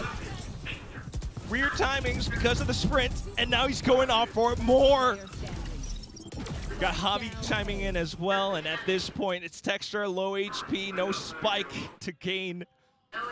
50 seconds to play out the round. GE are just gonna hop away and close out the map in fashion. 13-8, I would say this is a pretty swimming start for GE. 100%. GenG started with the first pistol, but you get a big streak of rounds on attack there for GE. They get themselves a very nicely started attacking side, and are able to make it work on defense as well. A lot of cheeky, gambly setups from them. Very intentional as well. I mean, you love to see how they're kind of starting to cook all of this up. But for now, we're tossed to the coach interview on the stage. Mine going GE's way now. We're having coaches interview for stage 1. Platoon, thank you for joining me. So congratulations on the map win on the Bind, which was your map pick. Just wanted to ask you about this comp you're running. Was this your way of countering the current meta that's super duelist focused? A little bit of that, and a little bit just like I feel like our players found a new identity after kickoff, and we're kind of experimenting with different roles and what we thought was really good for us then. I think we've grown from that altogether, and A little bit of the comp stuff, but I think it's just what we're really comfortable with our own game. Yeah. All right, speaking of identity, back in kickoff, Vito was definitely GE's thing. Is he out of the picture now, or what should we expect? That's still to be seen, I'm going to say, but we still like Vito. We still think Vito is a great agent. Just, this is what we're playing for now. Okay, thank you so much, and I'm going to let you get back to your team. Thank you. Damn. A great start for Global Esports for the very first match of Stage 1 here. And really nice to hear from Platoon, who's been with this team since the beginning of this year. Yeah, I mean, full respect to them. They said, hey, we're trying to find a new identity. The players are figuring stuff out. We're figuring roles out. And they came into Bind swinging. They're not playing the way everybody else is. We're seeing Gecko. We're seeing KO. Very, very different approaches to the current meta. But they made it look very smooth there in map 1.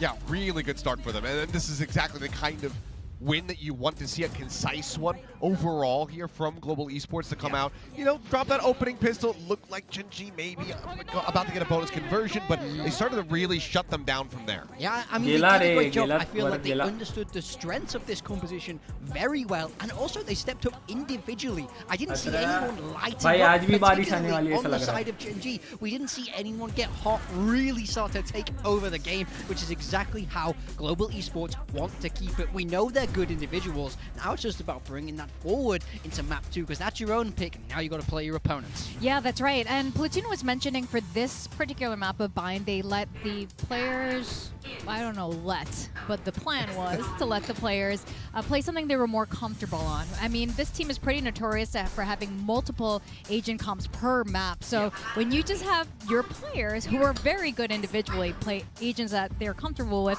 this is the kind of result that, you know, comes out of it. And I think they looked very, again, comfortable going against GenG. Yeah, and on some things that I would not have expected players to be comfortable on so quickly. I mean, Autumn coming out playing the Brimstone, that was something that I didn't really anticipate at all.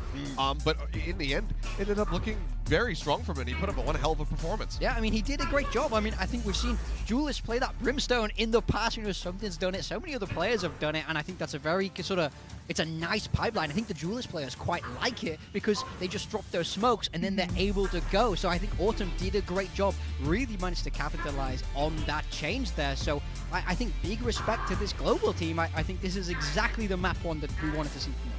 Yeah, definitely. But on the other side of GenG, not so much a performance that we wanted here. I know you put Foxy9 on your build diff roster big time. Both of your, 2 of your players down at the bottom. Hello? Foxy and Can we play Foxy?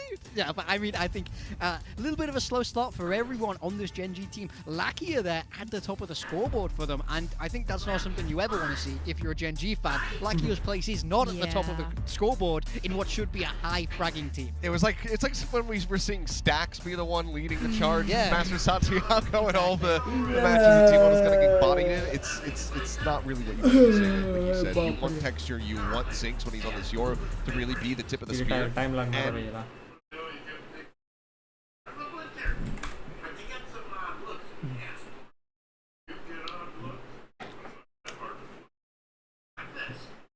Javi family, yeah. भाई ये जो trailer बना है वो trailer 23 and match day. Yes bro. भाई का birthday.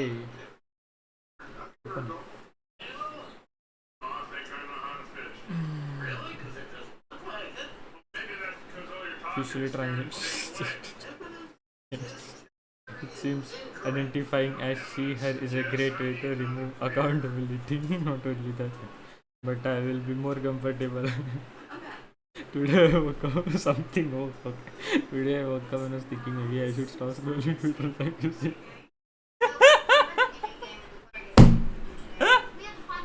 Shit.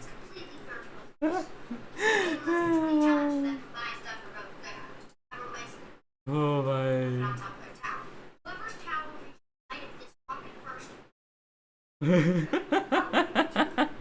Hey Achilles, come out in the hall, we just want to talk.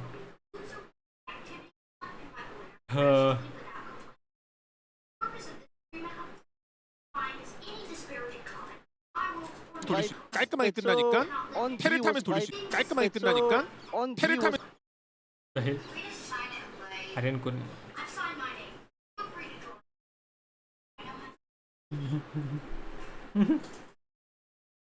VCT plus वो streamer ये है किधर ये वेट है क्या लाइव है क्या ओ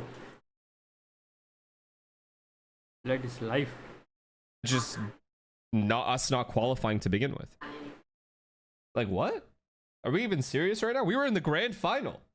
We fucking obliterated NRG, destroyed G2, I'm pretty sure. Basically all of America's lost to us.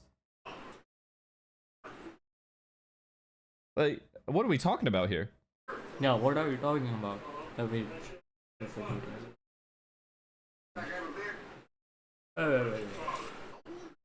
Yes, fucking we. Didn't win though. Yeah, but we won Toronto already. Oh, it's okay. It's not like we haven't won yet. It's not like a G2 thing where we haven't won yet. And it's not like we choked either. We got absolutely demolished. You know? We got demolished by Nongshim. Even if Ilya went 30-18, we would have lost. That's the part I don't understand. Sure, you could argue if it was like 13-11 and then Ilya went 1-17, you could be like, ah.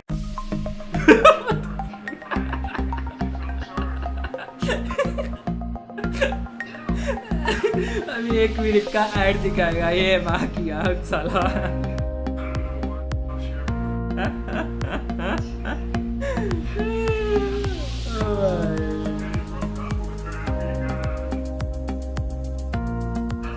I mean देख लो भाई क्या advertisement ही देखना पड़ रहा है तुमको मैं नहीं ले रहा इसका सब्सक्रिप्शन घंटा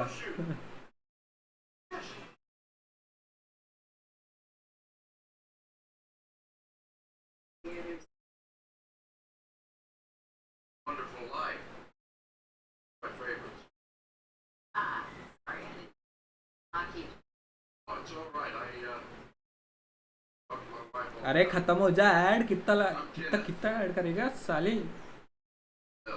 What's in EMEA later? Depends on the matches. Heretics, Navi, don't care. What's this? Is this EMEA? Yeah. No. I mean, you already know the result of that game. There's literally no point. BBL versus Pacific Esports, like BBL wins.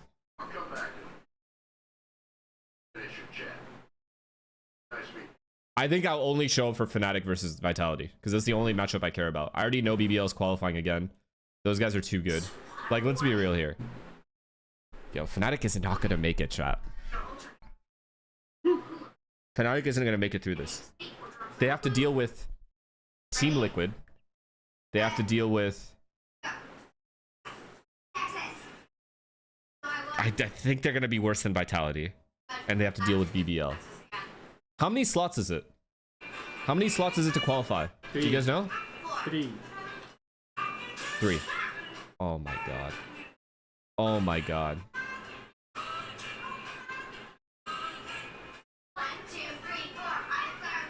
No, they'll make it to playoffs. Of course they're gonna make it to playoffs. They already beat, who the fuck was it? Eternal Fire. Barely, but they still won. Pacific Esports, Giant X, they'll win. This is the top 3 no matter what. And then playoffs is where I'm worried, or like actually worried for them. Genuinely, I'm worried for them. This isn't one of those things where, oh yeah, Fnatic always plays bad at the beginning of the year, and then people lose faith in them. I actually think they're gonna lose again. Oh wait. Oh shit, I don't follow Pacific. Viable on some maps. 그리고 이제 너프 이후에 요루가 아예 I'm sorry Pacific, I'll follow it now. 할 수 있다는 마음이셨을까요? 그렇게 생각하고 있기도 하고 뭐 물론 너프긴 하지만 그리고 저희가 또 너프 전에 또 많이 준비를 해놨어요. I think Fnatic wins 많이 champs. 준비를 해놨어요. 이 조합으로. 근데 이제 너프를 당했는데 그러고 나서도 좀 해볼 만한 것 같다라고 판단을 해서 네, 기용을 했습니다. 네. Well, yeah, I somewhat think that he is still kind of viable, but the thing is, we prepped a lot of different strats before the nerf kicked in, so we could. What is wrong with GenG, bro? And Enough. What's wrong with GenG? Can we talk about what's wrong with GenG? Like, why are they that? Why can they not compete in this region anymore? Are they like behind in comps? Like, I don't understand.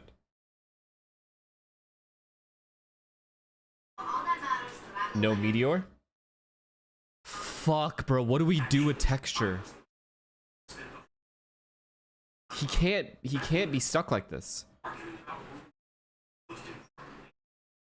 I mean, he's definitely getting the bag here, though. Like, GenG had to have offered him absurd amounts of money to stay.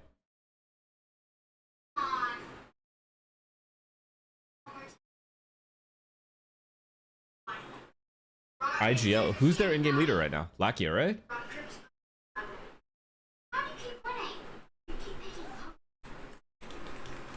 Has he ever in-game led before? Like, on the run that... Oh, no, it was Munchkin. When they had the run. Was Lakia even there for that? I don't remember. I thought it was Foxy9. Lakia wasn't even there for that. He was there? For the run? Oh, shit. Oh, yeah, that's how the thing came. Like, the Lakia of Valorant or whatever. Oh, yeah. True. So it was Lakia, Texture, Charon, Meteor, and who? Foxy9?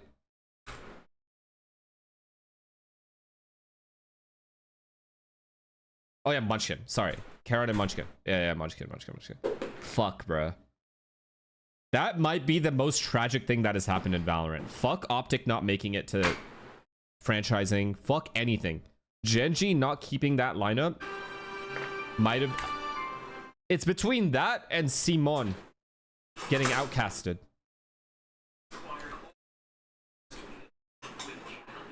I don't know which one's worse. Like, these are like actually sad moments that happened in Valorant. That GenG lineup not being able to stay together. And then To look at this big trap shit. setup here for GE. and then Simon. Fuck you. Maka bosera.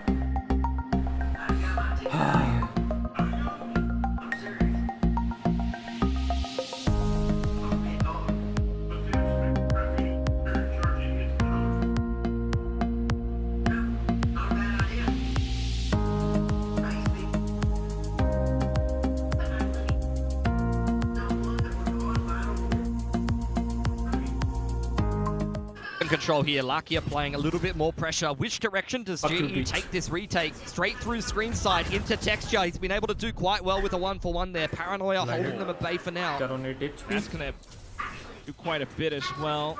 Maybe a Fort Karen a little bit more. What the hell? Oh, and then you got Foxy9 just looking for the right clicks. He sends out the smoke. Makes it a little bit more difficult, but still, GE will trudge through. Now straight from inside the smokes, Pat's gonna walk away with a couple more kills. Let's go. And that makes it all that you need. Next round.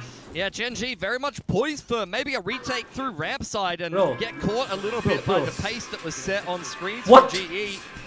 Nightmare start to this attacking side of Split. This was their map pick, and let's not forget how successful GE was on this map last Split. They did quite well with the veto in the past. So I think they're going to be quite at home on a map like this, and for a team like GenG to pick it into them, you got to be quite bold, you got to be quite confident that this is going to work out for them.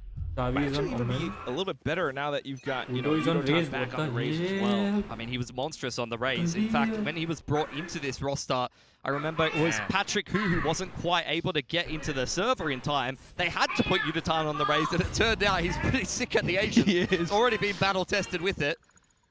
Deceptor in position. Autumn, a player who's now on the Senti role and feeling right at home. Let's not forget, this man has played plenty of this role. He is not just a duelist player. For sure. I would say some of the mechanical skill transfers over to the role. He's just locking down this site, making things difficult for GenG. You look towards Zinx, who, oh, okay.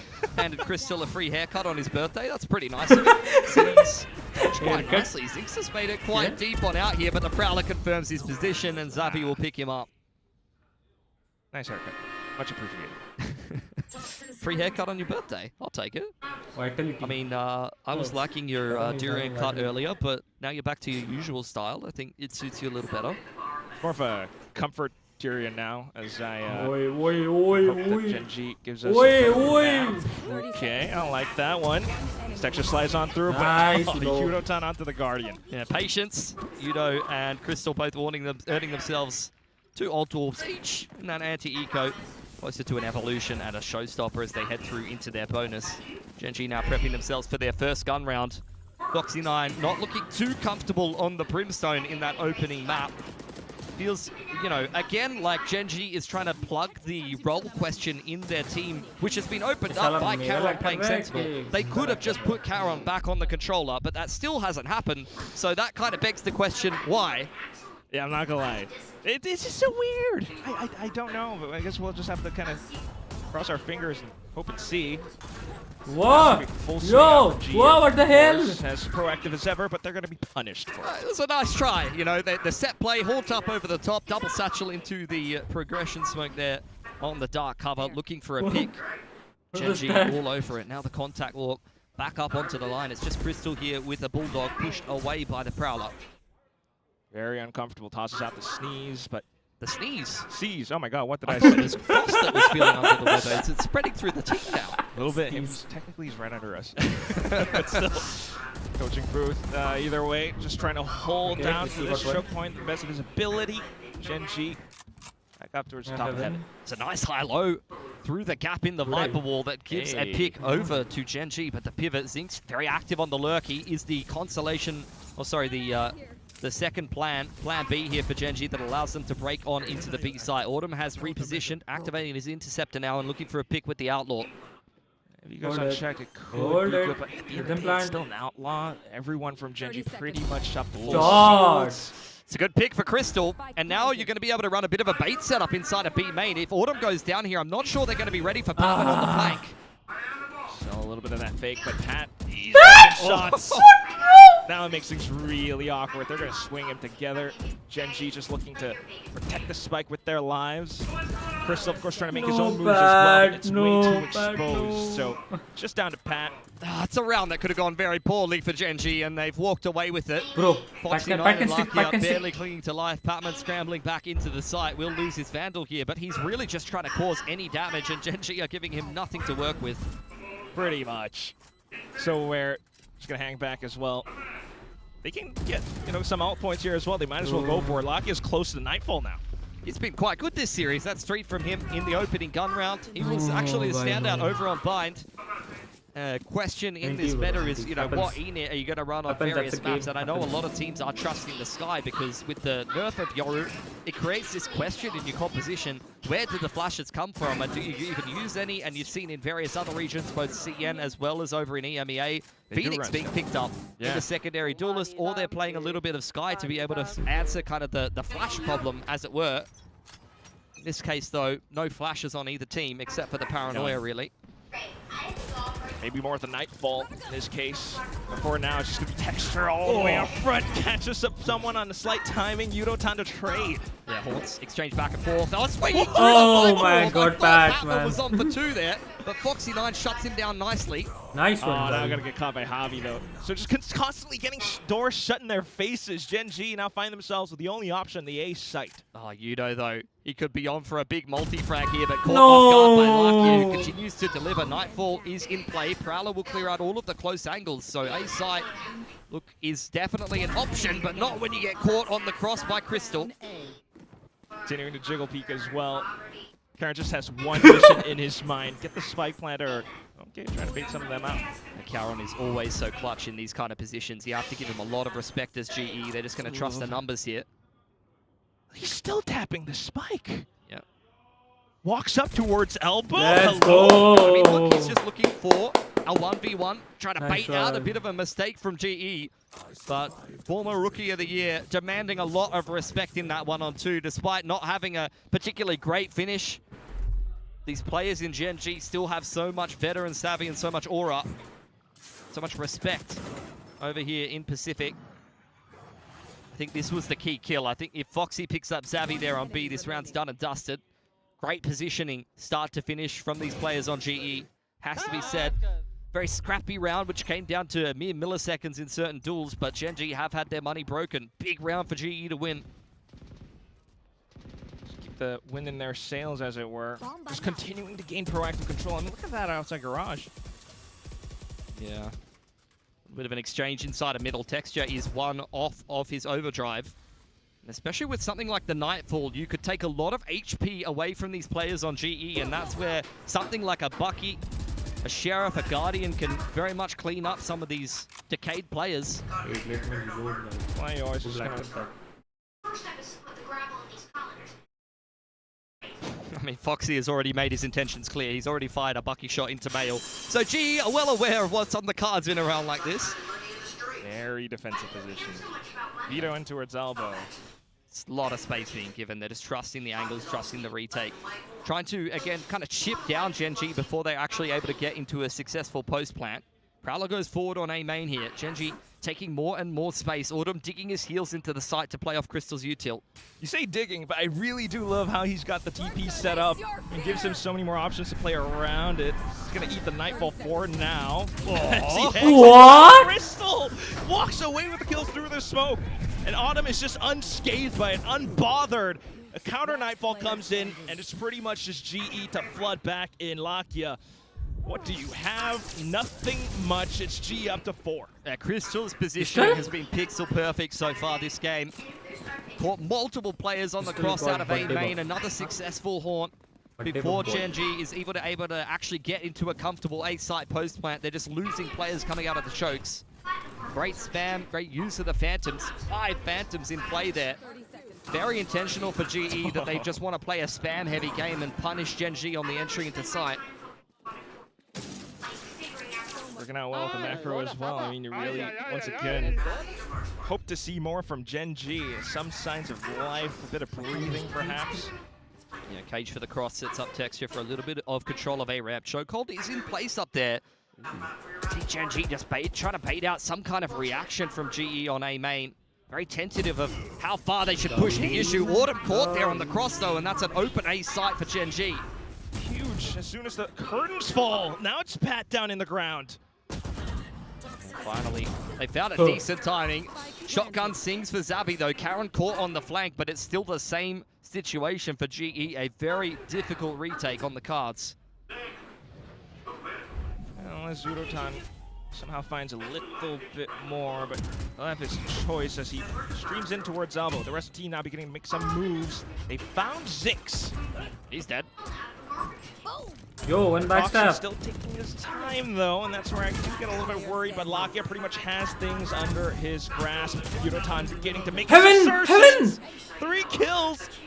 And down to the 1v1. Foxy still has the full kit, so gonna toss out the paranoia. Blinds Yudotan, absolutely. Yeah, key round for Foxy to win.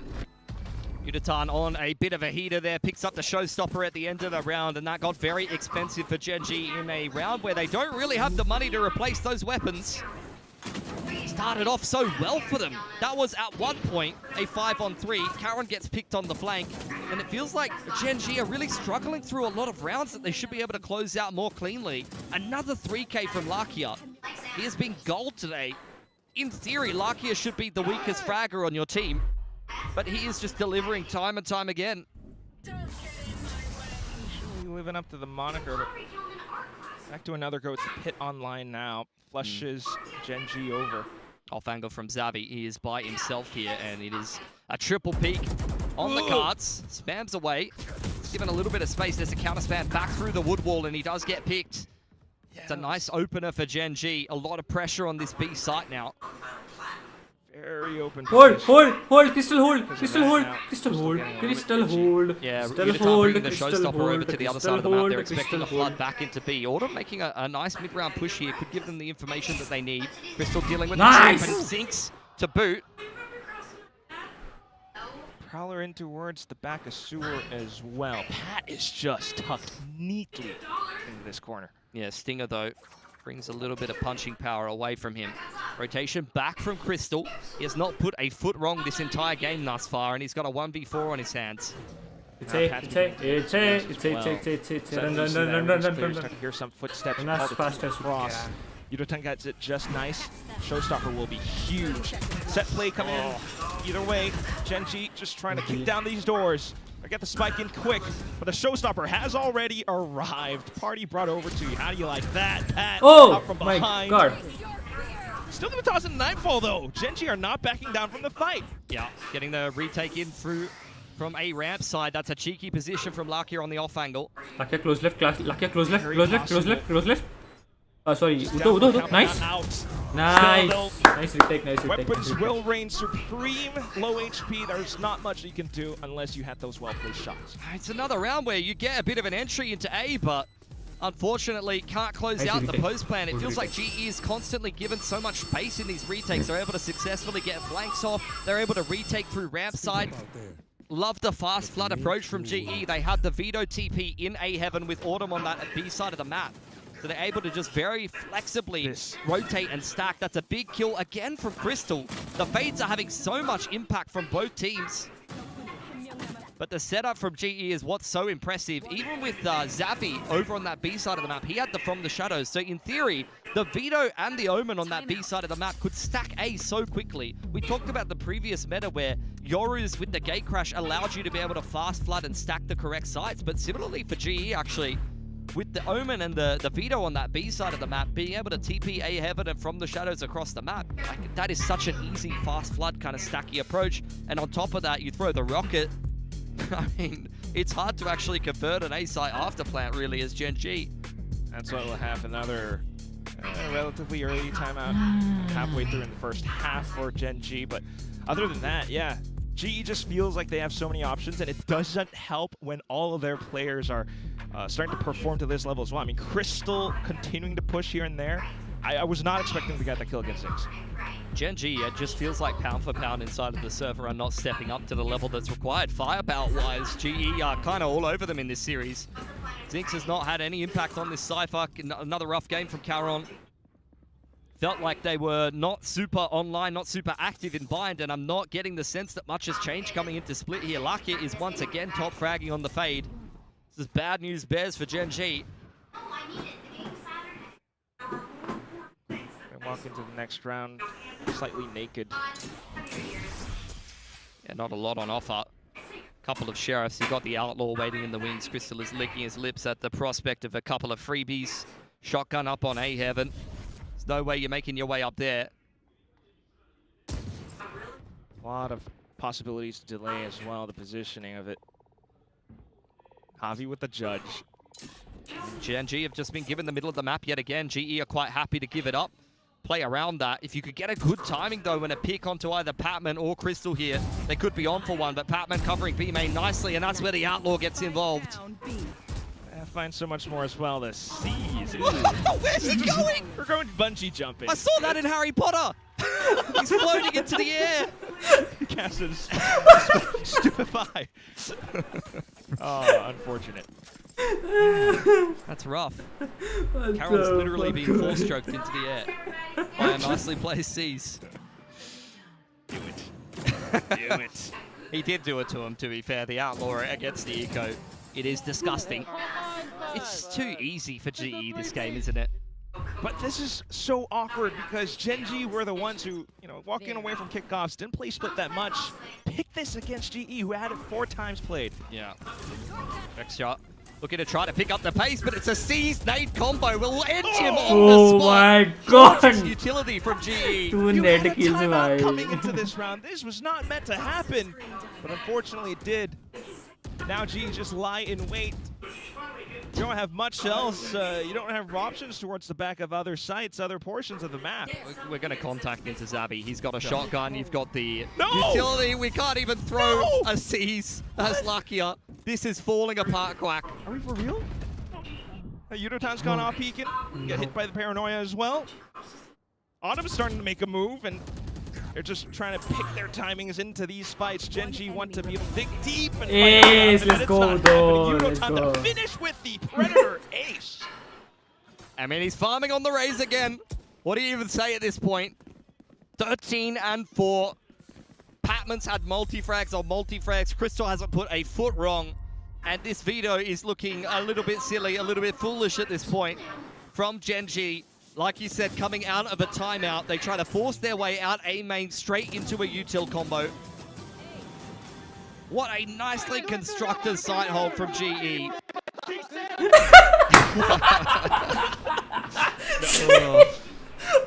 not expecting that from Yudotan. Of course, we go again, GenG.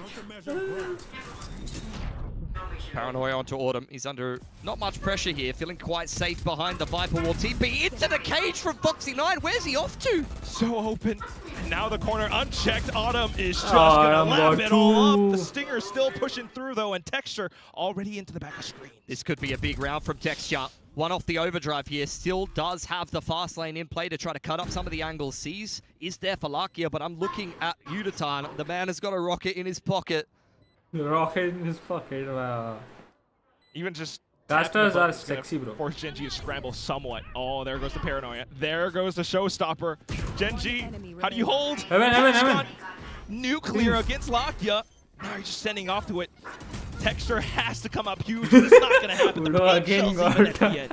Unreal. 8-2 for GE. Just when you thought GenG was going to catch a little bit of a break, you were going to get a little bit of that Texture magic. Just instantly smacked away with another nice flank on the retake. GE has just been so active in these rounds, taking map control. See the flank down the middle of the map there from Patman. Yudotan joining up with him. It's not something that GenG was able to tackle. To be fair, they didn't bring much into that round, but they need every single round that they can get because this attacking side has been a non-starter. Just going to leave everything defense. That's not too good. You got 4 ults online now. Come on, GenG.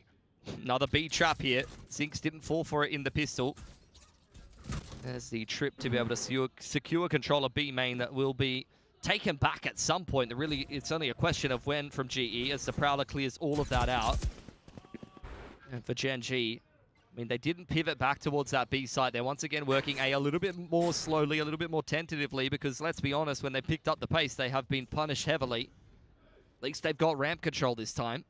Smoke goes to Mail, trying to obscure their intentions, but GE are rotating correctly nonetheless. Very carefully as ever. Operator as well. Now you kind of know exactly what's going to happen.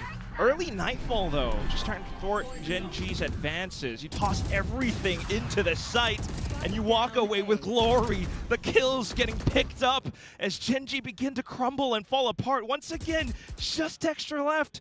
Zinx is somewhere else, trying to get himself transferred over up through vents. Just a beautiful contact setup being constructed here.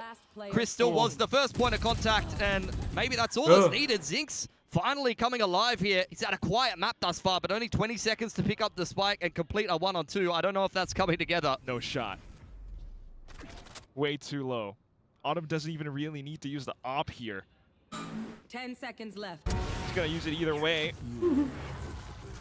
Score out to 9-2. I mean, this is a stomp from GE on their opponent's map pick. The last time these two teams played, you needed every single round to be able to separate them, but I don't know what's happened in the off-season. You know, we heard it in the content piece that GenG's been putting in the work, but I'm not seeing it in the server right now. I'm scratching my head at Foxy9 on controller and Ash going out of the roster. Some of these comps as well, either looking a little bit outdated or a little bit flat. And whereas GE, I mean, they've just gone from strength to strength. Everybody is performing across the board, and it feels like the setups are beautiful. Up back out once again for Autumn. Wasn't really needed in that last round, and with another contact play towards A main, it could be freebies for him. Just trained into the position. He's going to eat a bit of damage, though. Oh, it's still good. Site open, Nightfall through, doesn't connect onto anyone. Pretty much just reactions from GE. Look at the rotations. Crystal getting the shot spammed across. I mean, I don't think Texture has ripped a successful overdrive this entire series. Immediately slapped away. Reactive Paranoia for Foxy9 to try to slow down the retake a little more. You got the Boombot now coming in as well. Not to mention, Pat out from above. Karen, does he have this read? Not quite. Just the rest of GenG onto the sites now, but they're all getting choked out. Lights out. What is in the happening? final round of the first half. We actually get a 10-2. I mean, this is just dominance from GE. Wait, guys, कुछ समझ नहीं आ रहा है कौन कहाँ जा रहा है कैसे जा रहा है He वहाँ never got into a good enough position to be able to make that work for himself. Let's see what happens. Double digits for GE in the first half alone. It's got to be back to the drawing board for GenG, and I think if they get stomped this hard by a team that you'd say might be their closest competition in a group you like guys this, win, I especially think. after the kickoff result, surely they're going out bottom 2 because it doesn't get easier from here. We've got both of the Masters. Yo, the caster just said finalists in this group it's not going to well. get easier from this point forward. Surely they're going to go out bottom 2. I don't know, bro. I just don't see it. I'm not seeing it come together. You can just say that as a caster? Season, not even. Talk about it, not use pitting that around. Not after those words, Billy. I've got to pit this. Yes, man, yes. It's a gun.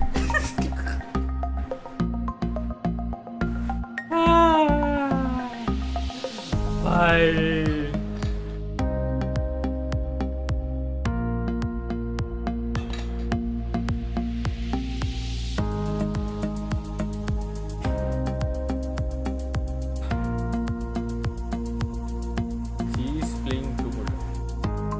Okay to have a bad day. Because there's plenty of games to be able to recover. The problem is when the best teams in the world are in your group and you haven't played them yet, that doesn't really apply, unfortunately. Well, we do have this second half. I think let's just try and smile through the pain. Yeah. As it goes down to this pistol, you lose this one, G might just close it out early. Yeah, look, there's a lot of GenG fans in the audience. They are also smiling through the pain.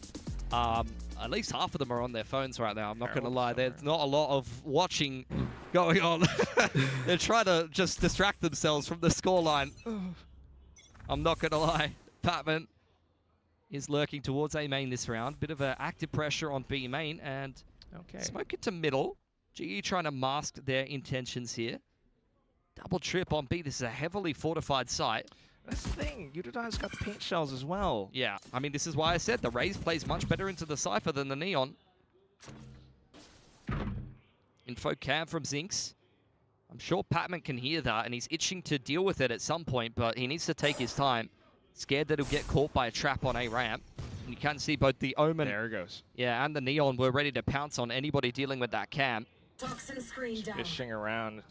You hear one sheriff shot, so it's not enough. You might not think the full force of G is here, but lo and behold, G's just gaming this so nicely. Foxy Knight's position now triangulated. The whole team marching across. Texture alone. I thought Texture was going to help him out, but Bro was dipped into the site.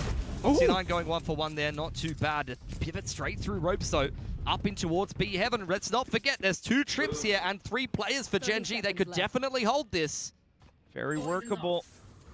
Got Lakia finding all that information for the team as well. He's been good so far. He's going to get taken out. Just trying to do his best. Tucked into the corner. Pushes into the cage. Gets taken out mid-fight. I mean, if you're not holding that, then it's not coming together as GenG today.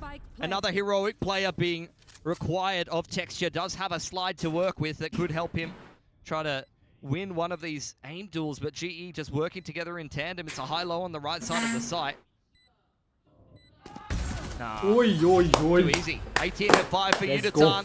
Let's go. 11 for GE. We picked up the pistol. Just stacking up all the numbers in every category. Easy as you like. Well, Javi. Jokes. I mean, 11-2. Now you're pretty much walking in towards map series point. You know, call it what it is. Just not seeing too much from GenG in a lot of these moments. I mean, I don't feel like they're playing off of each other very well. Like, you had Foxy isolated at Heaven by himself when initially at the start of the round, you were probably banking on a Relay Bolt Paranoia combo. And then a 3-player site with double trip not being able to be held when you had a singular, like, pivot through Heaven. Like, old GenG, you'd put your house on them winning that pistol. Well, I don't know how you feel about your predictions, but either way, this is now GenG forced into the bye, literally. Yeah.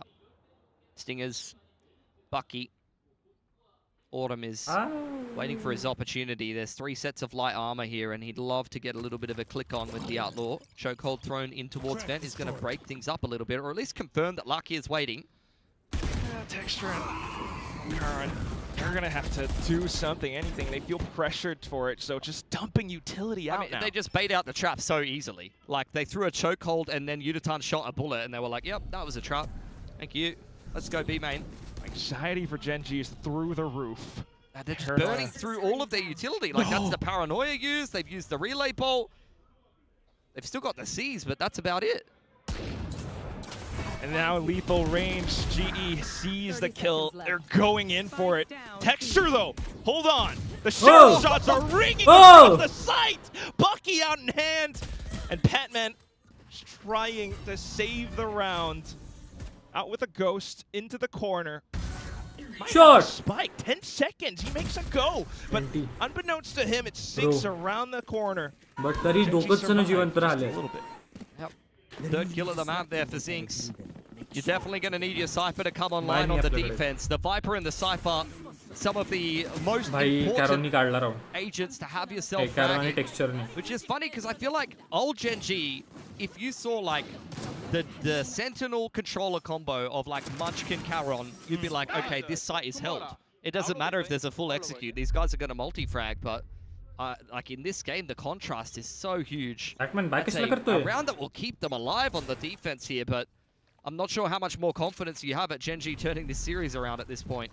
It's going to take a lot more work than that. Undoubtedly. Even now, just getting forced all the way back. GE up into vents. It is a save round from them. Playing around on the ropes. Caron lies in wait with the judge. Could be on for a multi-frag here. I dare say he has to. Oh, but he's going to take it out. Surely not. It's rough. Foxy9 alone on the site now. Pressured by a lot of utility. It's a decent paranoia to try to buy himself some space as the rest of GenG trying to rotate in, but he can't even pick up one. Hold on, we got Zinx around the corner still. He was good in the previous round, has to come up with more goods, but he's getting smoked off. At the same time, it's pushing up further front. Zinx makes it a trade, but then you got the hopping judge in play. All of a sudden, the tables have turned around. It's just Lakia, and he's out by heaven. Position noted. Just trying to peek across. Oh my god! Right underneath his nose. We're up to series point, people. This is a stomp, man. Oh yeah, the force by one by GenG, and GE reply with a full eco win. The judge gets nothing. Not even one. Immediate entry from Pat. The foot! Yep.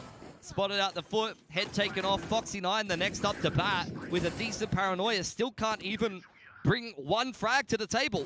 In the back of the site there. You need your Omen Viper to be able to multi-frag on these site holds. The frustration is evident for GenG. It's been a very rough series from them.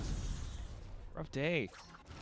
Opening day. Again, just not what you want to have, but alas, here we are. Watcher expired. Autumn, once again, looking for openers with the Outlaw, walking up mid, trying to bait the trap. All goes up.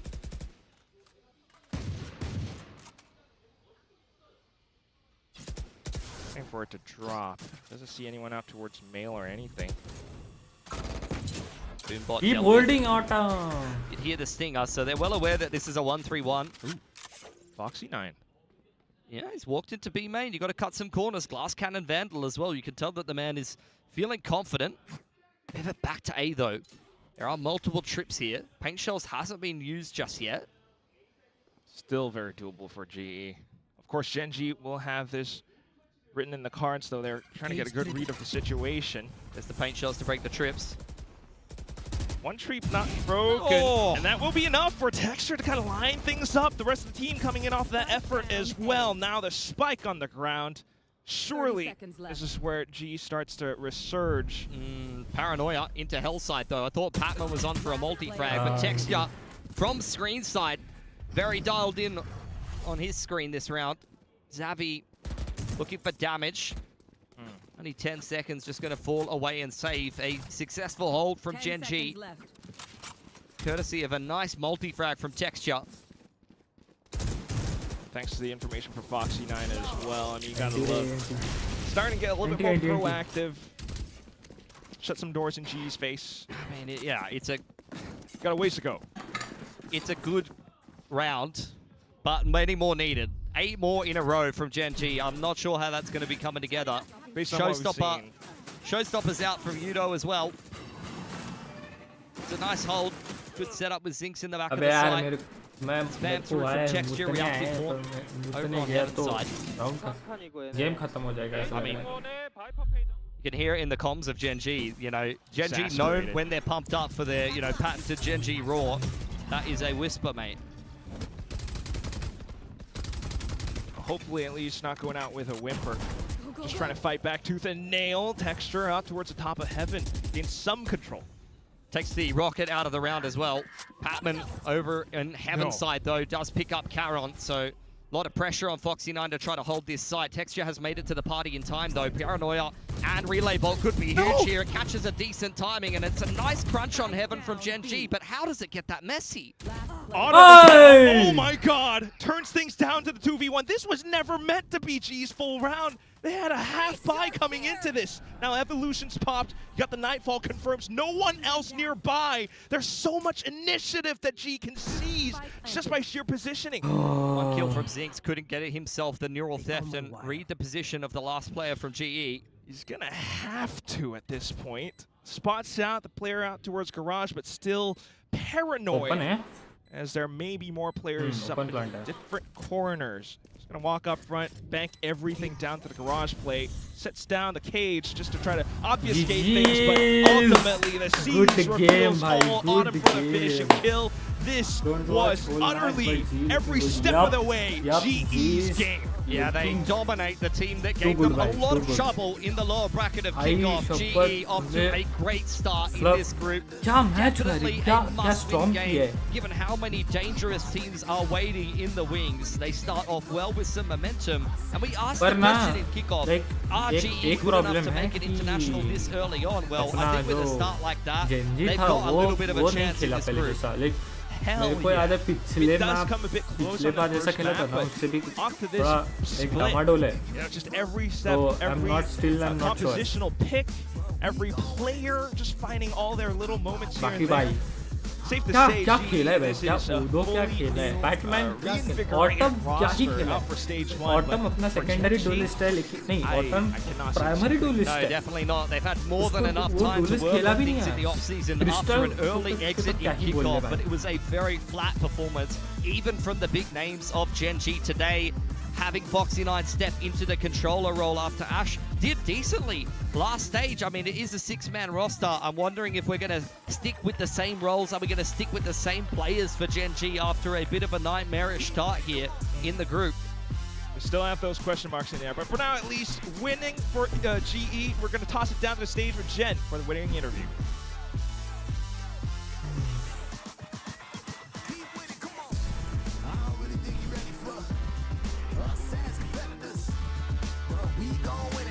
Nice.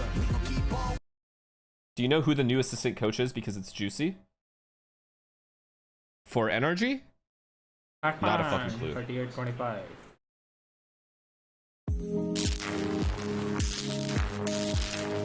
Fuck Twitch, bhai. Fuck Twitch. Every time I go, every fucking time, bhai. Every fucking time.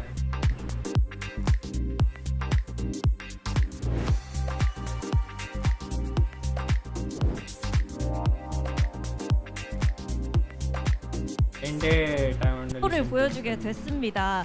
GE에서 요루를 담당하다가 이제 조금 다른 요원들을 플레이하게 됐는데 이 부분에 대해서 어떻게 느끼고 있는지부터 여쭤보도록 할게요. Now, congratulations, Autumn, on this win. You were the designated Yoru player on your team, but now you're playing Brimstone, and now you're playing Vito, and you have a 100% win rate. On both of them because it was your first time playing them in an official. But how are you handling this major change? I think it's okay because before when I played in VCT CN, I played more of a flex role there. So I'm quite accustomed to it already, so it's fine for me. Do you like it? Yeah, it's fun. Yeah, it's fun? It's more fun playing different agents, Okay. I think. Yeah. All right.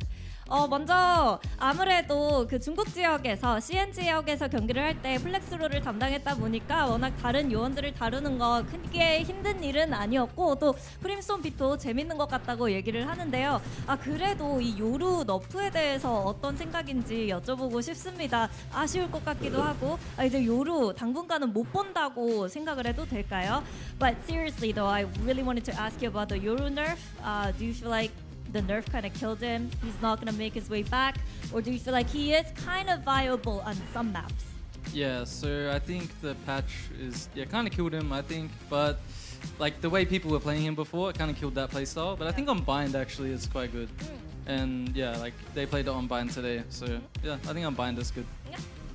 먼저 아무래도 이번 패치에서 너프를 좀 세게 맞았기 때문에 옛날처럼 요루를 활용하기에는 많이 힘든 것 같고 좀 많이는 못 볼 것 같지만 그래도 바인드 같은 맵에서는 아무래도 젠지가 보여줬다시피 요루가 아직까지는 쓸만한 것 같다고 얘기를 해줬습니다. 그리고 마지막으로 아무래도 플래툰 코치가 이번 킥오프 동안 좀 팀의 아이덴티티나 방향성을 많이 알 수 있었고 그 경험을 바탕으로 바인드 조합을 구성해서 오늘 보여줬다라고 얘기를 해줬는데요. 좀 어떤 방향성을 잡았는지 어떤 것들을 팀에 대해서 그리고 팀원들에 대해서 발견할 수 있었는지 물어보고 싶네요. So I'm gonna go back to what Coach Platoon said after map 1. He said you guys were able to discover your identity and kind of build off of that coming into stage 1 and thus on bind you're playing Gecko, Deadlock, and KO. So what were you guys able to discover about yourselves and how did that lead to playing this unique comp? I think we kind of discovered how flexible all the players are in our team. Like Pat and Harvey play a lot of agents. Same with Sava actually. And also Yudo. Like all 5 of us can play a lot of different agents. And we just thought for the current meta that comp would work on that map. So yeah. All right, was it more about countering the double duelist or aggressive style, or it was more of, hey, let's see what we can do and this suits us the best? I think it's both, but definitely against like teams that keep playing Waylay and Neon right now, it's so, I don't know, I hate it. Okay. Well, you dealt with it, so that's good. 일단 킥오프를 하는 동안 좀 G 선수들에 대해서 스스로 발견할 수 있었던 부분은 팀에 있는 5명의 선수 모두가 굉장히 플렉스로를 담당할 수 있고 다양한 요원들을 할 수 있는 요원 폭이 있었기 때문에 그 부분을 최대한 이용하는 게 중요하겠다라는 점을 배웠다고 얘기를 했고요. 그렇기 때문에 오늘 바인드에서 이렇게 좀 개코, KO 그리고 데드락 같은 조합을 보여줄 수 있었다고 얘기를 합니다. 그리고 굉장히 재밌는 시간을 보내고 있었고 이번 바인드 조합이 아무래도 이번 메타를 카운터 치는 것도 있고 아무래도 네온 레일레이가 너무 싫다 보니까 이런 조합을 더 열심히 하게 되는 것 같다고 얘기를 해줬습니다. 이렇게 해서 어텀 선수 만나봤습니다. Thank you very much, Autumn, and hope you guys celebrate Crystal's birthday together. We will. Thank you for having me. Great score. Ultimate. Fantastic match by Global Esports to start off stage 1 of VCT Pacific. And yes, they are going to celebrate Crystal's birthday, but not so soon because we are going to interview him here at this desk very shortly. But some of the highlights from Split, they did end up keeping that veto, but veto was far from the only highlight that this team had. I mean, this map wasn't even close. Yeah. There's no two ways around it. Absolute domination from Global Esports. GenG never finding a foot in the server, looking uncomfortable at every step and consistently out-fragged. Yeah, like any qualms you can have after the first map, you say, okay, well, it's fine, GenG, and they pick up 8 rounds on fine, but it's not their map pick. They should have much stronger, game plan coming into this. But nope, not at all. Absolutely absent. I mean, I'm surprised they picked this map. This is a map that Global Esports looked good on in kickoff, and then they bring out a Cypher. It just doesn't feel cohesive. I think alarm bells are ringing in the GenG camp right now. This game was really important for them if they want to make it out the group. They have big opponents waiting for them there, so I think this road gets quite difficult for the once storied Korean squad. After seeing this, I don't think it gets any easier, legitimately. And some people will be like, oh, 2 secrets of that. No, I do not think that this road gets any easier for GenG. If they're going to play like this, they will lose to everyone in Group Alpha. This was shocking, to say the least. Yes, I think, yeah, shocking is really the only word. I don't think any of us expected this level of gameplay. Can't throw a seize! Like everything is going wrong here. Yeah, I mean, I think it just all feels very, very disjointed from GenG on this map. I mean, I think they can go back to the drawing board. They will have more chances, but like you say, it's a tough group. It's stacked opponents. We need to see step-ups in terms of macro and in terms of individual level, because Global just put them to shame today. Oh, absolutely. And that's not to take away from Global Esports' amazing performance. They looked very good. In fact, in a past interview with Coach Solo here at our desk, he said, you know, it's really important to have flex players who play like Forsaken.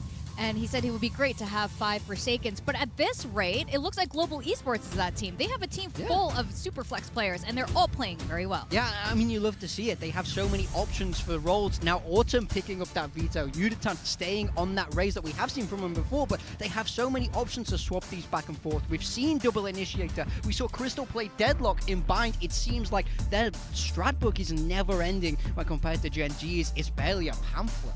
Yeah, just the clutch as well. I mean, you saw their 9 first kills for GenG, and this was something that we were seeing on Bind as well. A lot of those rounds that they were dropping, they're getting early advantages, but they're just unable to transition that into a win. How many times have we seen them get into a situation where they have a plan, it's, you know, a 4v3, etc., or a 5v4, and then GE is able to just pick them apart one by one. Oh, that's exactly what it looked like there. And you did mention the Cypher. Zinx didn't look comfortable on the Cypher. I have question marks why they even included Cypher in this comp in the first place.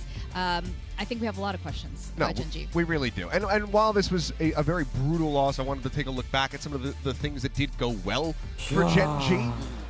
Because I think that is worth highlighting and reinforcing. So if we can roll the clip, I think that it's just one of those things that needs to be expounded upon. So, you know, it was looking good. GE, luckier. This is falling apart, Quack. Are we for real? To these fights, GenG want to be dig deep and fight their way out of it, but it's not happening. Nicely constructed sight hold from GE. Next shot. Looking to try to pick up the pace, but it's a C. Oh my god. Wait, 6-7. Wait, 6-7. Also reminder to tune in gaming stick.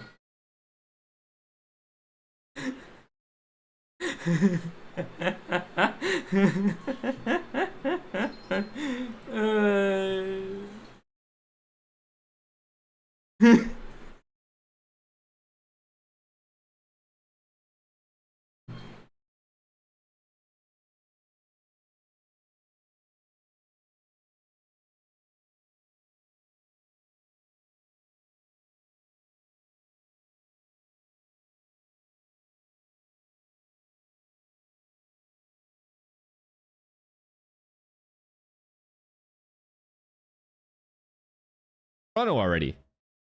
Didn't win though. Yeah, but we won Toronto already. It's okay. It's not like we haven't won yet. It's not like a G2 thing. Got my finger, but yes, like playing chess and I don't even sweat. That's what I call it finesse. That's what I call it finesse. Get up on my stats. Now would you look at that? Got my finger, but yes, like playing chess and I don't even sweat. That's what I call it finesse. That's what I call it. The sight hold from GE. The sight hold from GE.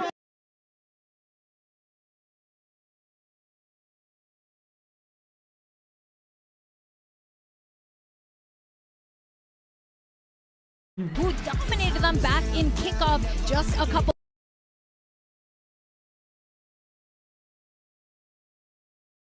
But damn.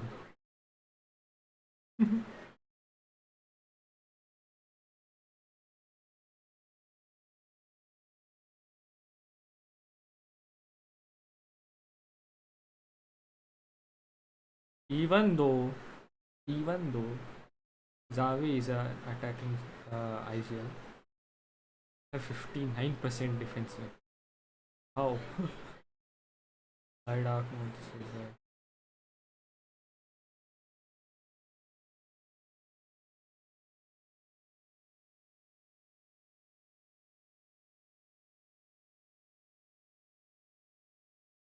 Like you said, coming out of a timeout, they try to force their way out A main straight into a util combo.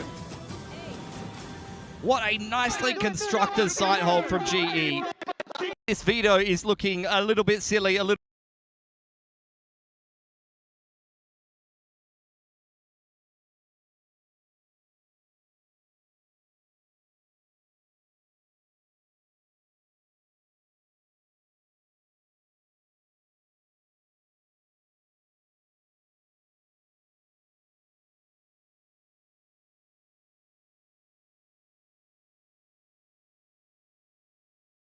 I'm weak big time.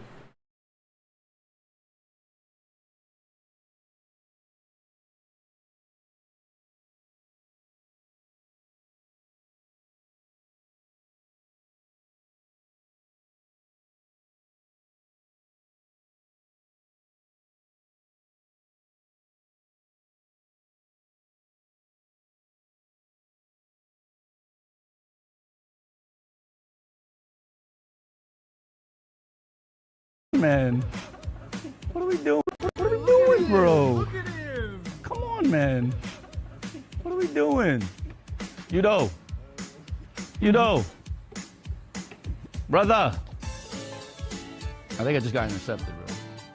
고경원 선수, 유도탄, 네, 우리 네, 도탄이 네. 좀 어떤지 네. 예, 좀 평가를 좀. 예. Just pretend like this isn't the Korean feed. No Korean bias, but what can you tell us about Yudotan and his Speedo? Because it seems like he's been very consistent. That is so funny. So there's content that GE won't release. So the joke now is that I can't look at Yudo's eyes. I have to look down because he's the best veto in the world. So I have to treat him like the Korean Aspas now, right? So if he wants coffee, I get him coffee. He wants lunch, I have to get him lunch. Whatever. 역시 도탄이 힘이 올라오려니까 이제 눈을 점점 아래로 막 이러는 것 같아요. 고개 숙이잖아요. 고개 숙이잖아요. 이게 맞아요. 이게 또 코스파스니까. Yudo, best veto ever. Can I get you coffee? You want food? Let me get for you. Best veto. Best veto in the world, bro. I bow down. I can't see eye level. I must look down. Chamber bender, but it's okay. Best veto in the world.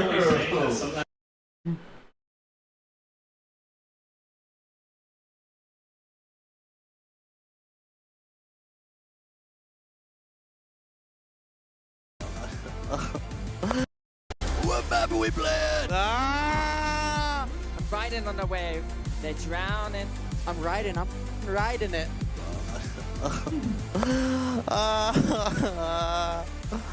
Mom, I wanna go home.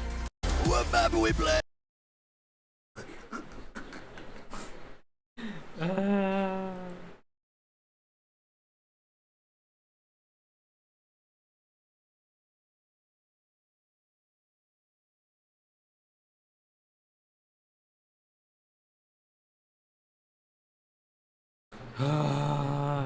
Dying.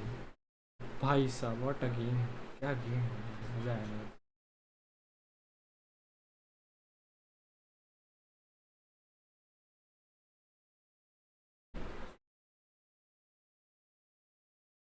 ये पता नहीं क्या है यार.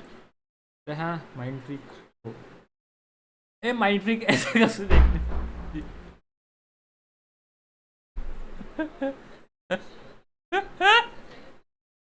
तो भाई ये क्या कर दिया भाई. फॉर श्योर भाई ये फोटोशॉप कराए.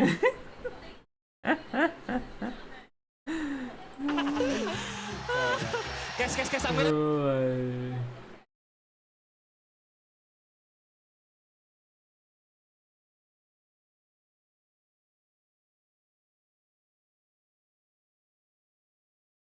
Gene finally stood up.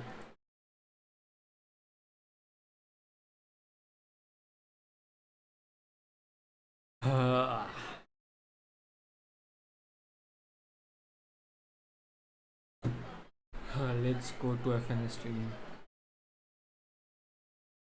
If I'm gonna stand up, see me, I'm gonna point at this. Yeah, I gotta say something. Okay, so this is the problem with me supporting the players sometimes. All right, I felt this same. Okay, when Shrimp was standing up, I think I was at Sam's place when we were watching this, and I was like, the Shrimp guy's pissing me off, and all these people in chat start attacking this guy on a personal level. No, it's not that serious. It's serious, but it's not like you don't just get to fucking abuse the player and be mean. just say he's pissing you off because he's standing up. It's like annoying because like it's the same. Arsenal was playing Man City and Ryan Cherky is doing keep ups in the middle of the game because of how badly they're owning us. Yeah, it's annoying to me because my team is ass right now. No one has to attack the player personally because of that. So that's when it gets annoying for me because I look at chat and it's just so sad. Sometimes seeing that. But it was annoying, I can't lie. Of course not. Let's go. I don't give a shit. Dude, this. No, Ila. Fuck this. They gonna talk about like I'm gonna shoot their body also. Dude, I don't give a shit. I'm saying this girl. Dude, you wanna stand up? Yeah, let's go. I'll take this duel. Okay.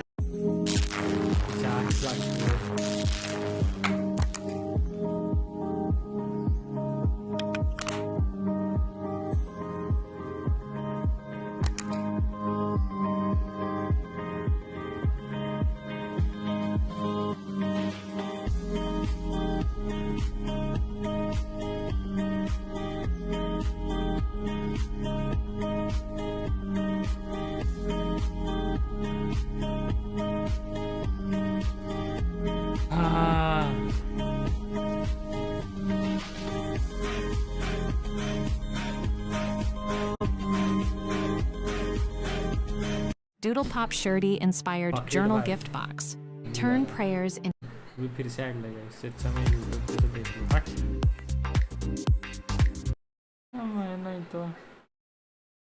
नहीं तो मैं खुद का नहीं तो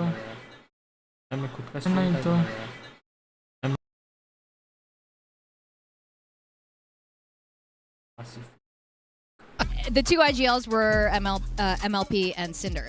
So guess which side is... I mean, the hint is probably in the agents. Yeah, who's the one who's IGLing in this scenario? Is it the controller player with the lower ACS? Or is it the guy who's playing controller, Yoru, and Harbor? It's LP. LP is the one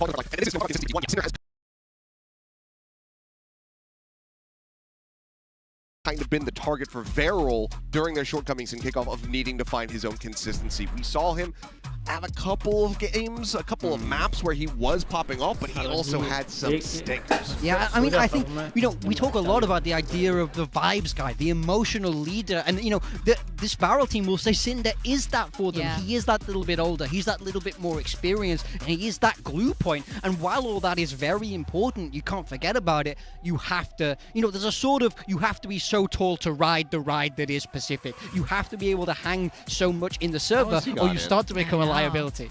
Well, you know what? I wear lifts on the shoes and they're all like, it's good. In the coaches' content that we saw we had Chobra and Judge Paperthin there, they did do a vote. How important is it to have a veteran on your team? And it was actually completely split 3-3 between the coaches there. And I can see why VRL did want a veteran on their team to kind of be that guiding light and all the, you know, grand things that Morgan was saying over there. Yeah, I mean, it makes sense. He just has to be able to step up on his own as well. You can't, I think you can have a veteran, you can have a glue guy, a vibes guy, but they can't only be that. Right? Okay, but... You want a glue guy. And the current discourse. How about a duct tape guy? You want a duct tape guy? Yeah, that's my bad. That's my bad.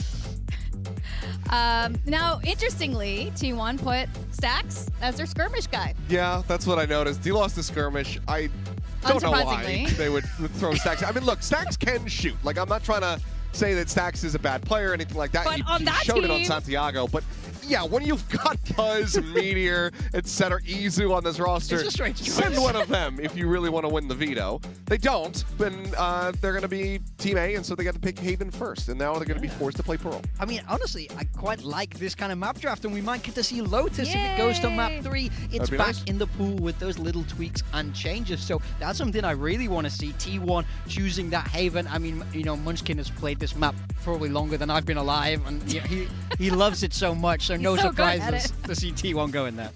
Yeah, in fact, when we were talking about GenG earlier and missing Munchkin, this was, I think, also the peak of the GenG Haven as well, was when Munchkin was still around. I'm curious what they end up going for. Yeah, it is what it is, the predictions. But I'm curious about the compositions because, I mean, Haven has kind of been this playground through Master Santiago, maybe a little bit as well before that, where the Phoenix was coming out. Yeah. And we've been seeing a ton of Phoenix over at EMEA. Yeah. So do both teams end up leaning in towards that is something that I wonder, or is it still going to be, you know, Neon, you know, Waylay even potentially on this map? Like, I don't know. I mean, I'm curious. I mean, I love Phoenix on this map. I always have. I feel like it simplifies your game plan so much. You just want to default for those orbs, really get that ult snowballing, and a lot of players find it quite easy to play. You know, Phoenix, you just have to figure out those flashes, and it's quite simple. So in the brief time that they've had to adapt to this Yoru change, you can still run double duelist. You still have the same amount of flashes that you did. So I think this is a change we'll be seeing a lot of teams rely on in this transitional period. Definitely. And T1, we have seen great moments from T1, whether they're winning Masters trophies over here in Pacific, even just earlier during kickoff. But this, we really want to see VRL step up. We want to see the VRL we saw from Ascension. We want to see them show that sparkle on stage that we saw there. And, you know, they were talking a big game. So let's see if they're going to be bringing that game to the stage for day one of stage one of VCT Pacific.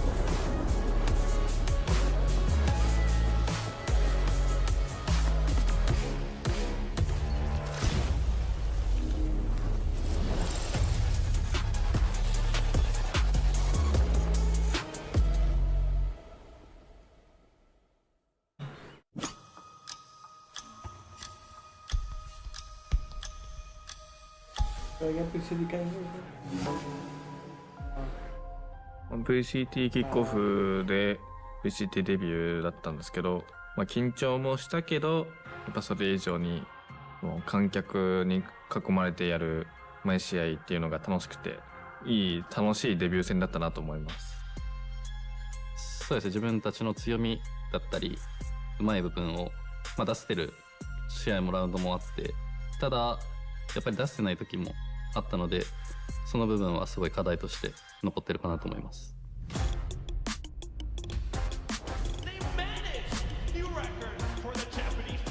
많은 분들이 이제 DFM이 이제 일본 대표다라고 생각은 하시는데 세계대회에서 좋은 성적 내는 팀이 일본 대표팀이라고 생각을 하고 있기 때문에 이번 마스터즈 런던을 가게 된다면 제타 3위 한번 뚫어보도록 하겠습니다.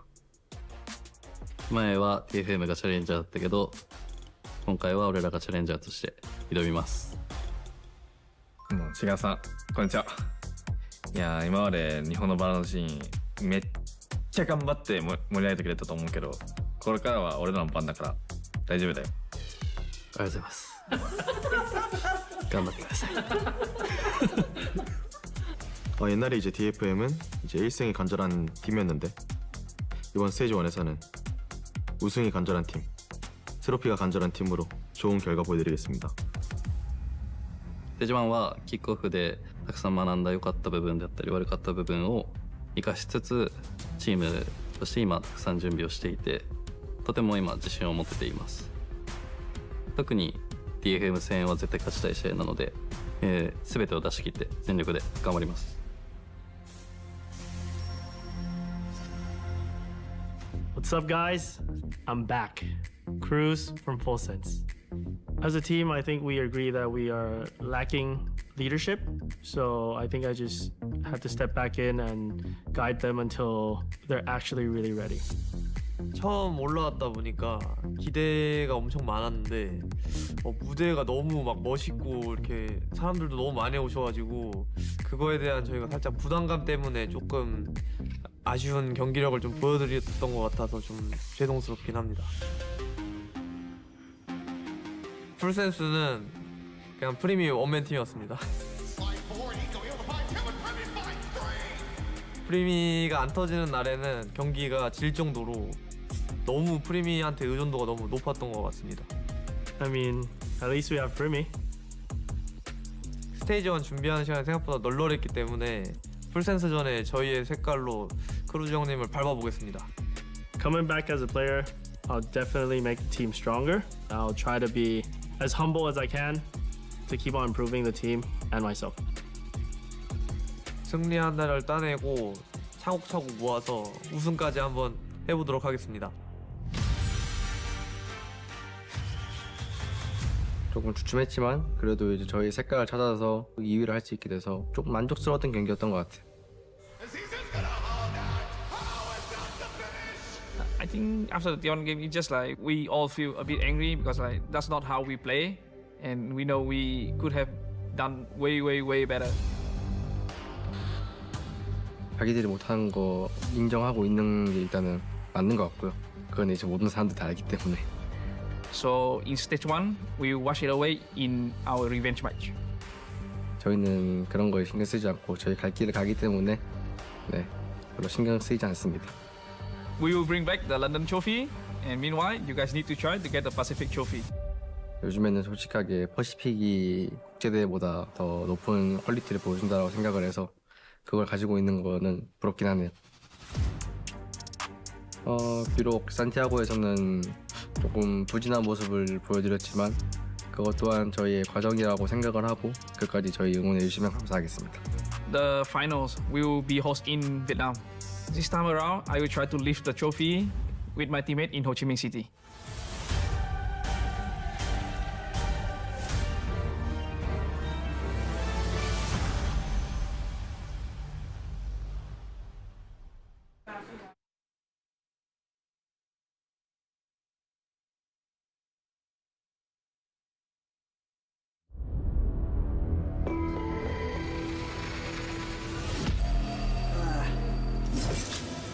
Today's matchup.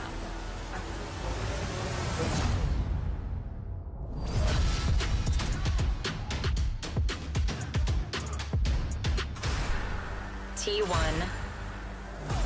Welcome to stage 1 of VCT Pacific, and you heard it from Stax himself that Pacific is more competitive and exciting than International. So welcome to Pacific.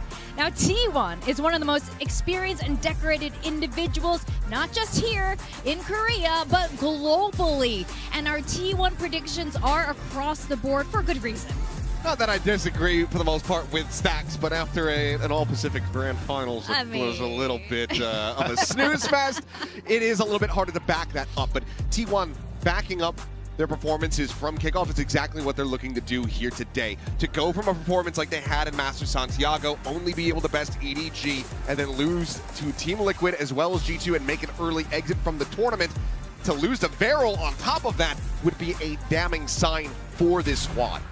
Absolutely. That's because VRL is the youngest team besides Nongshim here in Pacific. They're the newest team. A lot of the players are also brand new to the stage, brand new to Valorant and VCT. It's a young squad. They're hungry. I think half of them are younger than the Nintendo Wii, for God's sake. I mean, I think there's so much potential in this roster. There's so much. I saw it in first person, and it was amazing to see, but they've not hit that height. They haven't captured that magic here on the Pacific stage. Now is the time for them to step up. It's a tough opponent in front of them, but they have to forget the names, forget that you've looked up to these players. And wow. They are, if nothing else, jazzed the hell up today. Starting things off with a little dance into the walkout, now just manically shaking on stage. So, if nothing else, they're bringing the energy. I think that's a good sign. You know what? I mean, LP said the pressure got the best of them. Sure. And, you know, they're literally shaking it off right now. And that was a thing that I had concerns about when they did Ascent, was that they're going to come into here, they're going to get themselves into Tier 1, and then they might just get checked at the door. Yes. You know, you're going to go up against these squads that have so much more experience, and that proved to be the case for VRL, but now it's that growth point. It's time to break past this. It's time to start trending upwards. So while I do think that T1, again, this is a big must-win game for them to save face after Master Santiago, I would still love to see this go the distance, go to Lotus, and potentially even to see VRL win, because I want to see the team that was promised. Yeah, I mean, for VRL, I can let them off for kickoff. You can sort of give them a mulligan. It was their first chance here at Tier 1. An inverse boom. Yeah, but if you look like that in stage 1 as well, then we start to really have to ask some tough questions of this young squad. So I know that they can put a stronger foot forward. It's just about delivering on the day for this team. Now, there were 2 teams from Ascension that have compared themselves to Paper X as they entered and ascended into Pacific, and one was Nongshim, the winning team of Masters just a month ago. Can VRL be that other team? And I'm really happy to see Zexy back on that jet. Yeah, he's on the jet, which, I mean, here on Haven, it's been few and further in between, but Zexy's one of those players where maybe he can make it work. So Jet Neon, a very bizarre double duelist comp, not something that we're used to seeing at all, but T1 are actually the team that's leaning in towards that Phoenix, and it's going to be in the hands of Meteor. Yeah, I mean, I like this T1 comp a lot. We saw Phoenix over in EMEA playing very similar comps, but we are seeing them run that Sky. Now it's buffed back in Pacific, and Izu on the Chamber. I think he could go electric in this position. Well, we have seen Ascension teams do the unthinkable. Can VRL do that today, especially starting here on Haven against a T1 that did show a lot of cracks over in Santiago? Yeah. I just want to see a bloodbath. I want to see these teams run at each other. I want to see a bloody mess left on the stage. I like it. I like violence. I choose violence today, too, as we send it over to our casters, Pilsky and Quack. I think I'll... Okay, with that image in my mind,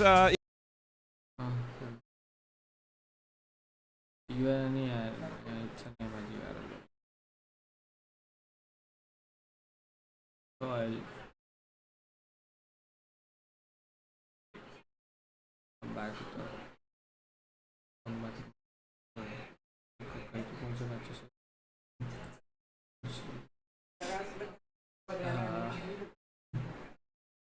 कल है non versus paper x और फिर क्या आएंगे इससे